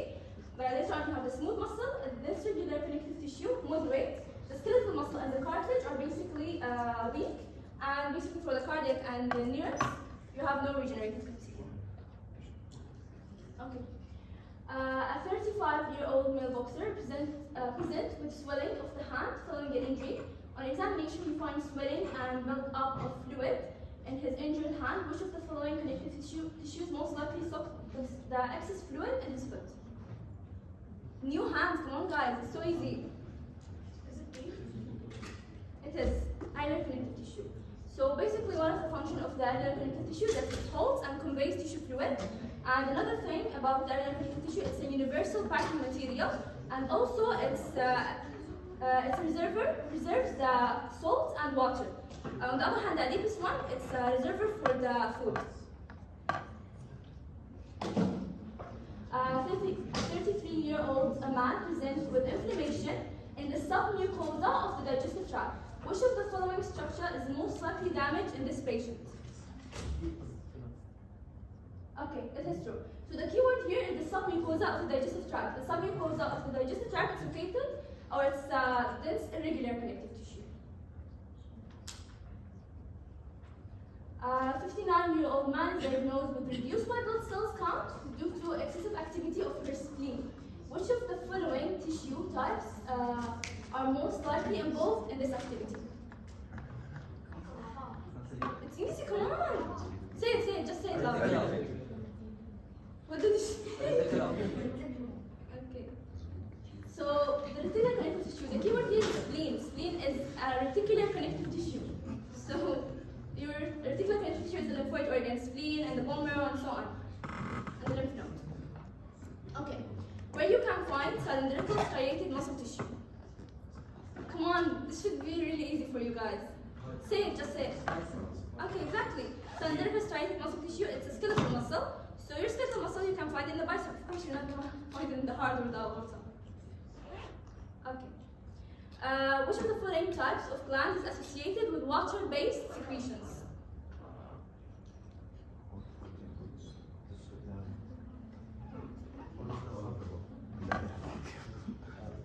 Okay, just say it.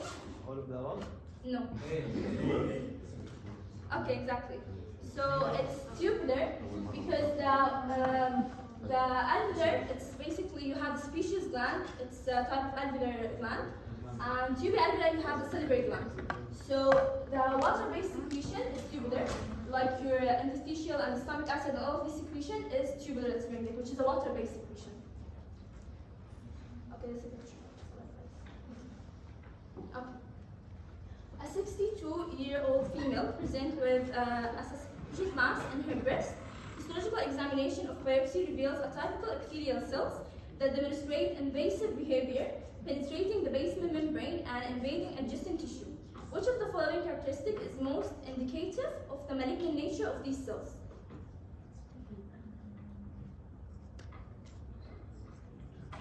New hands, come on. Germ. You want to answer? Yes? B. Okay, correct, exactly.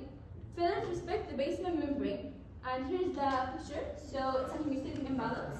An important characteristic of the cancerous epithelial cells is their failure to respect the basement membrane or the basement boundary.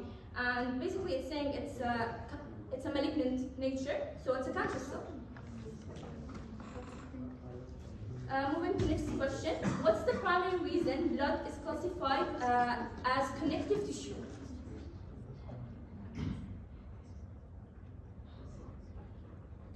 Okay, just say it all of you. B. Okay, exactly. So blood develops from mesenchyme and consists of cells suspended in a non-living fluid matrix. So the blood is it's not like other connective tissue. It's not gonna transport substances. It's not gonna like connect stuff together. It's considered as an connective tissue because it arises from mesenchyme and has a non-living fluid matrix, which is the plasma. And I put a few slides for my part, like the tissues. We said for the connective tissue location and so on. These are summarization. So you have paragraph after each box. I try to summarize them in each slide. Of course, don't use them as like source of study, just for your revision. And yeah.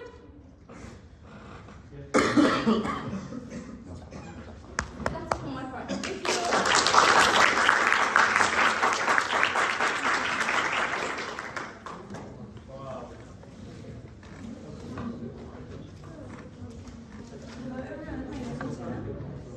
Thank you. I really appreciate that you guys stayed till the end, and I will not take too long.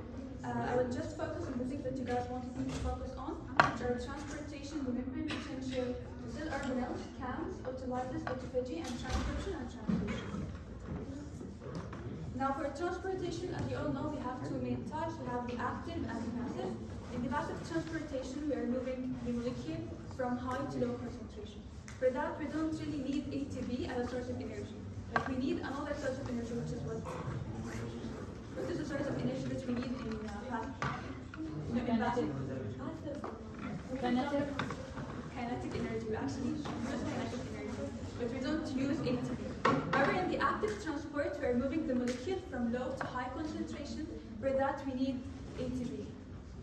And I just want to tell you the main difference between so in the passive transportation, we have two examples. We have a simple diffusion, in which the molecules are directly and simply moving through the lipid bilayer, for example, the oxygen and carbon dioxide. And we have the facilitated diffusion, where we have proteins that are facilitating the diffusion. We have proteins that are helping in diffusion. We have the carrier diffusion, and we have the channel diffusion. The main difference between the carrier and the channel diffusion is that the carrier diffusion, in the proteins that are the carrier, they need to change their shape every time they are carrying the molecule and moving them through the lipid bilayer. Now the membrane potential, I know this topic is a little bit confusing. What if you are confused about what is establishing the membrane potential and what is maintaining the membrane potential? Now what is establishing the membrane potential is actually the potassium leakage channel. As you all can see here, we have higher concentration of potassium inside the cell and less outside the cell. And we also have a potassium leakage channel. This potassium leakage channel is moving the potassium from high to low concentration. Why? Because it is a leakage channel. It is a passive diffusion. Okay? So as we are losing potassium, as the potassium is leaving the cell, the interior of the cell or the interior of the membrane will become more negative, and the outside will become more positive. Okay? And that way we are establishing the membrane potential, which in the interior is more negative.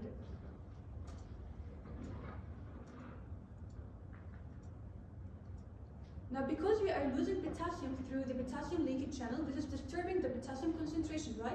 We need to maintain the potassium concentration, and as the leakage channel are always open, we are losing potassium continuously, so that will disturb the membrane potential. So we need to maintain the membrane potential, we need a solution. In that case, we have over here, which is the sodium-potassium pump. The sodium-potassium pump is pumping potassium inside the cell to balance the potassium that we have already lost, and at the same time it is pumping sodium to the outside to maintain the negativity of the interior part of the cell. So let's try answering this question. Which of the following is false regarding the membrane potential? Is the resting membrane potential maintained due to the sodium-potassium pump? Yeah, that's true.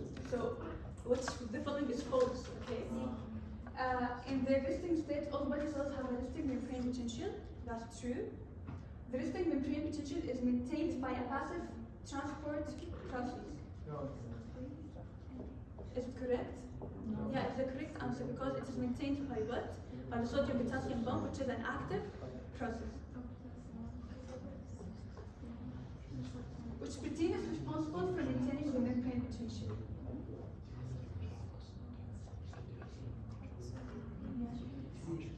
Yeah, that's right. This sodium-potassium pump.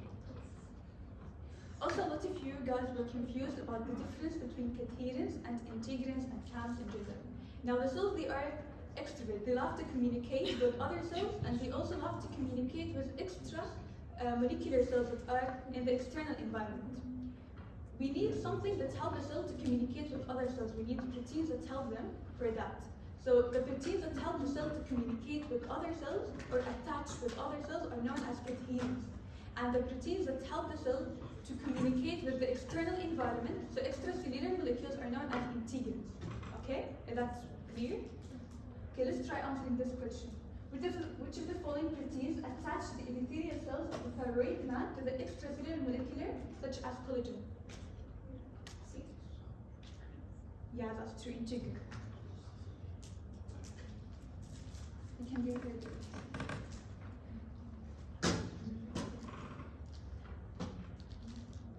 Now I will not go deep into that, but let's try answering this question. The adrenal cortical cells are specialized for producing steroid hormones. Which of the following organelles would you expect to find in large amounts in these cells? So basically the question is telling you which of the following organelles is responsible for producing the steroid hormones. That is true. The smooth endoplasmic reticulum have different functions. I love to use this mnemonic, which is lazy cats sleep gently calm. The L states that they metabolize the lipids. The C means that they synthesize cholesterol. The S means that they synthesize steroid hormones. And the G means that they break down glycogen to glucose. And for the calm, it means that they store calcium. Fibroblasts are cells that produce and secrete collagen and other proteins that provide structure to connective tissue. You would expect to see a relatively large amount of which organelle in these cells. So basically the question is asking you which of the following organelles is responsible for the production and secretion of collagen and other proteins. Someone else. Proteins production and protein secretion. Yeah. Yeah, that's correct. The protein production is definitely the rough endoplasmic reticulum, but there are two main functions for the Golgi apparatus that I want you guys to focus on. Golgi apparatus play an important role in secretion, purification of proteins, and also in lysosomes production.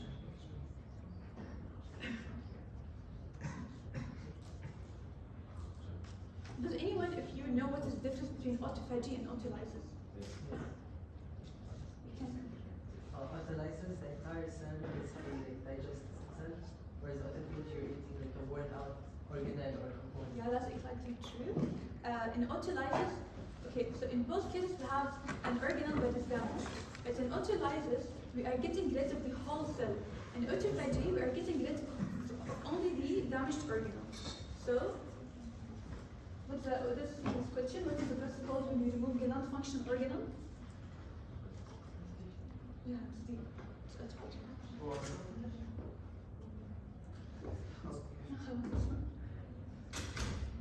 I will go very fast through mitosis process. In mitosis, we start with prophase.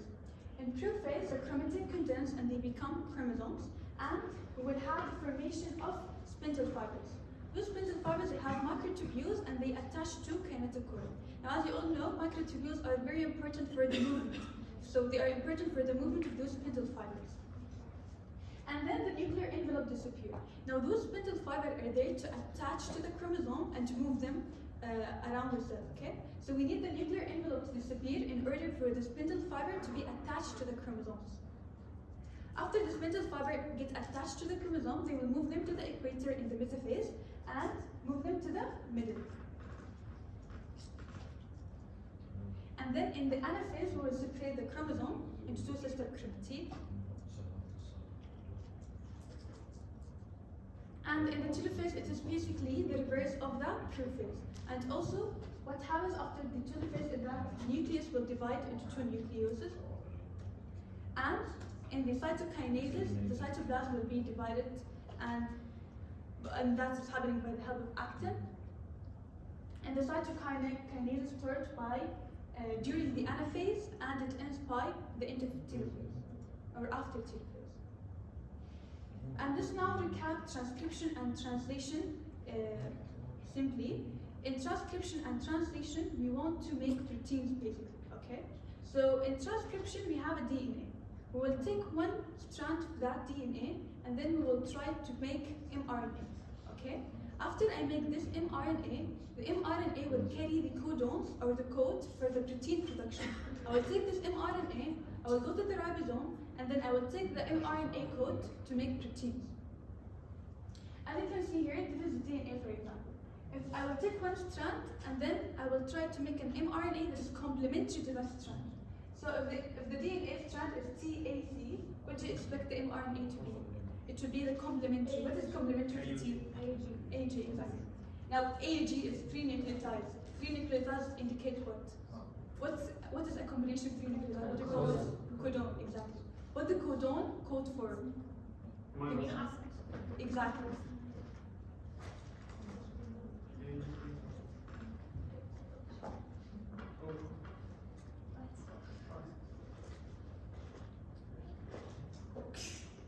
Just for Ahmed, because he wanted to add this picture, so it's funny.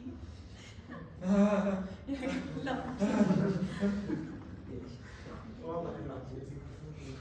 Okay. And then the mRNA will be attached to one of the ribosome units. Each nucleotide, we said they are codon, and they are coding for one amino acid. From where we will get this amino acid? Who will bring the amino acid? Who said tRNA? Yeah, thank you. So tRNA will bring the amino acid, and then it will be attached to which site? A or B or E site? The initiated tRNA that have the amino acids will be attached to which site? A. Yeah, A. This is actually B site. The initiated tRNA. Yeah, the initiator only binds to the B site. But later on, the tRNA, when it brings the amino acid, it will be bound to the A site. If there is another amino acid that wants to come, it will be bound to which site?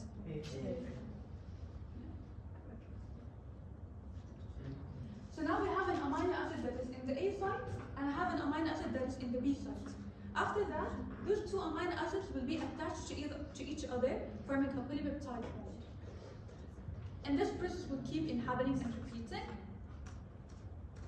until acetylcodone comes and attaches to which site? The stop codon will be bound to which side, A or B or A? Can you guys say? Yeah. Yeah, that's true. The stop codon is added at the A side. What does it do? It hydrolyzes the peptide bond and the attaches the peptide bond with the proteins, and then the protein will be released.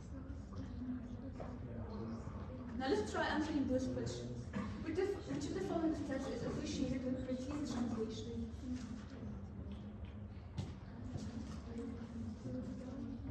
What happens in translation? Do you bind the anticodon with the codon? Yes. Yeah, that's true. Which of the following statements is related to transcription? The RNA leaves nucleus as a pre-mRNA. Does the RNA leave as a pre-mRNA? No, right? Yeah, after the mRNA have been sliced and all the post-transcriptional habits, it will leave. Introns have the code for protein sequencing. Is that true? Is it true? Do you want to say no? Thank you for participating. Okay, it requires a promoter and a terminator. Yeah, okay, let's see this. DNA polymerase makes a complementary RNA from DNA. Is it right? Which would be the correction? Someone else? RNA. Yeah, RNA. In the structure of tRNA, what is the function of the anticodon? It binds to the amino acid, or it complements the mRNA codon. It recognizes the start codon. Someone else? You two guys, can you tell? Complements the RNA codon. Yes, exactly. Thank you. If the nucleotide or base sequence of the DNA strand used as a template for messenger RNA synthesis is AZGTT. So that's what? That's the DNA strand. Okay? Then what would be the mRNA? Can you say? Can you tell? No, you. Yeah. Yeah, that's actually true. The A would be complementary to the U, because we don't have T in mRNA. The Z would be complementary to the G, and the G would be complementary to the Z, and T would be for the U. How can the end of translation at the ribosome be identified? Can you tell the clue with a green cup? Yeah. How can we identify the end? Do you remember when I told you about the stop codon? So we end translation when we have a stop codon that is found at the A site, and that will hydrolyze the protein. Is it A? Guys, do you think it is A? No, it is part of the elongation. It's fine. Thank you for participating. Making a mistake here is better than making it at the midterm. Okay? Movement of the tRNA out of the B site. Do you know why is it done so? Yeah, I can. Because it's moved after the A side. Well, that's true, but also this part is the movement of the tRNA. Yeah, it's happening in the elongation, doesn't happen in the end. Okay? Hydrolysis of the bond between the polypeptide and tRNA. Yeah, that's true. That happens when that stop codon is attached to which side? A side. A side, exactly. So obviously the last one is wrong because it's attached to the A site. Before mRNA exits the cytoplasm, it undergoes several of the following modifications, except removal of the introns. That happens, right? Addition of poly A tail. This happens. Removal of the opsons. Do we remove the opson? No. That's why it's done. Yeah, that's, thank you guys.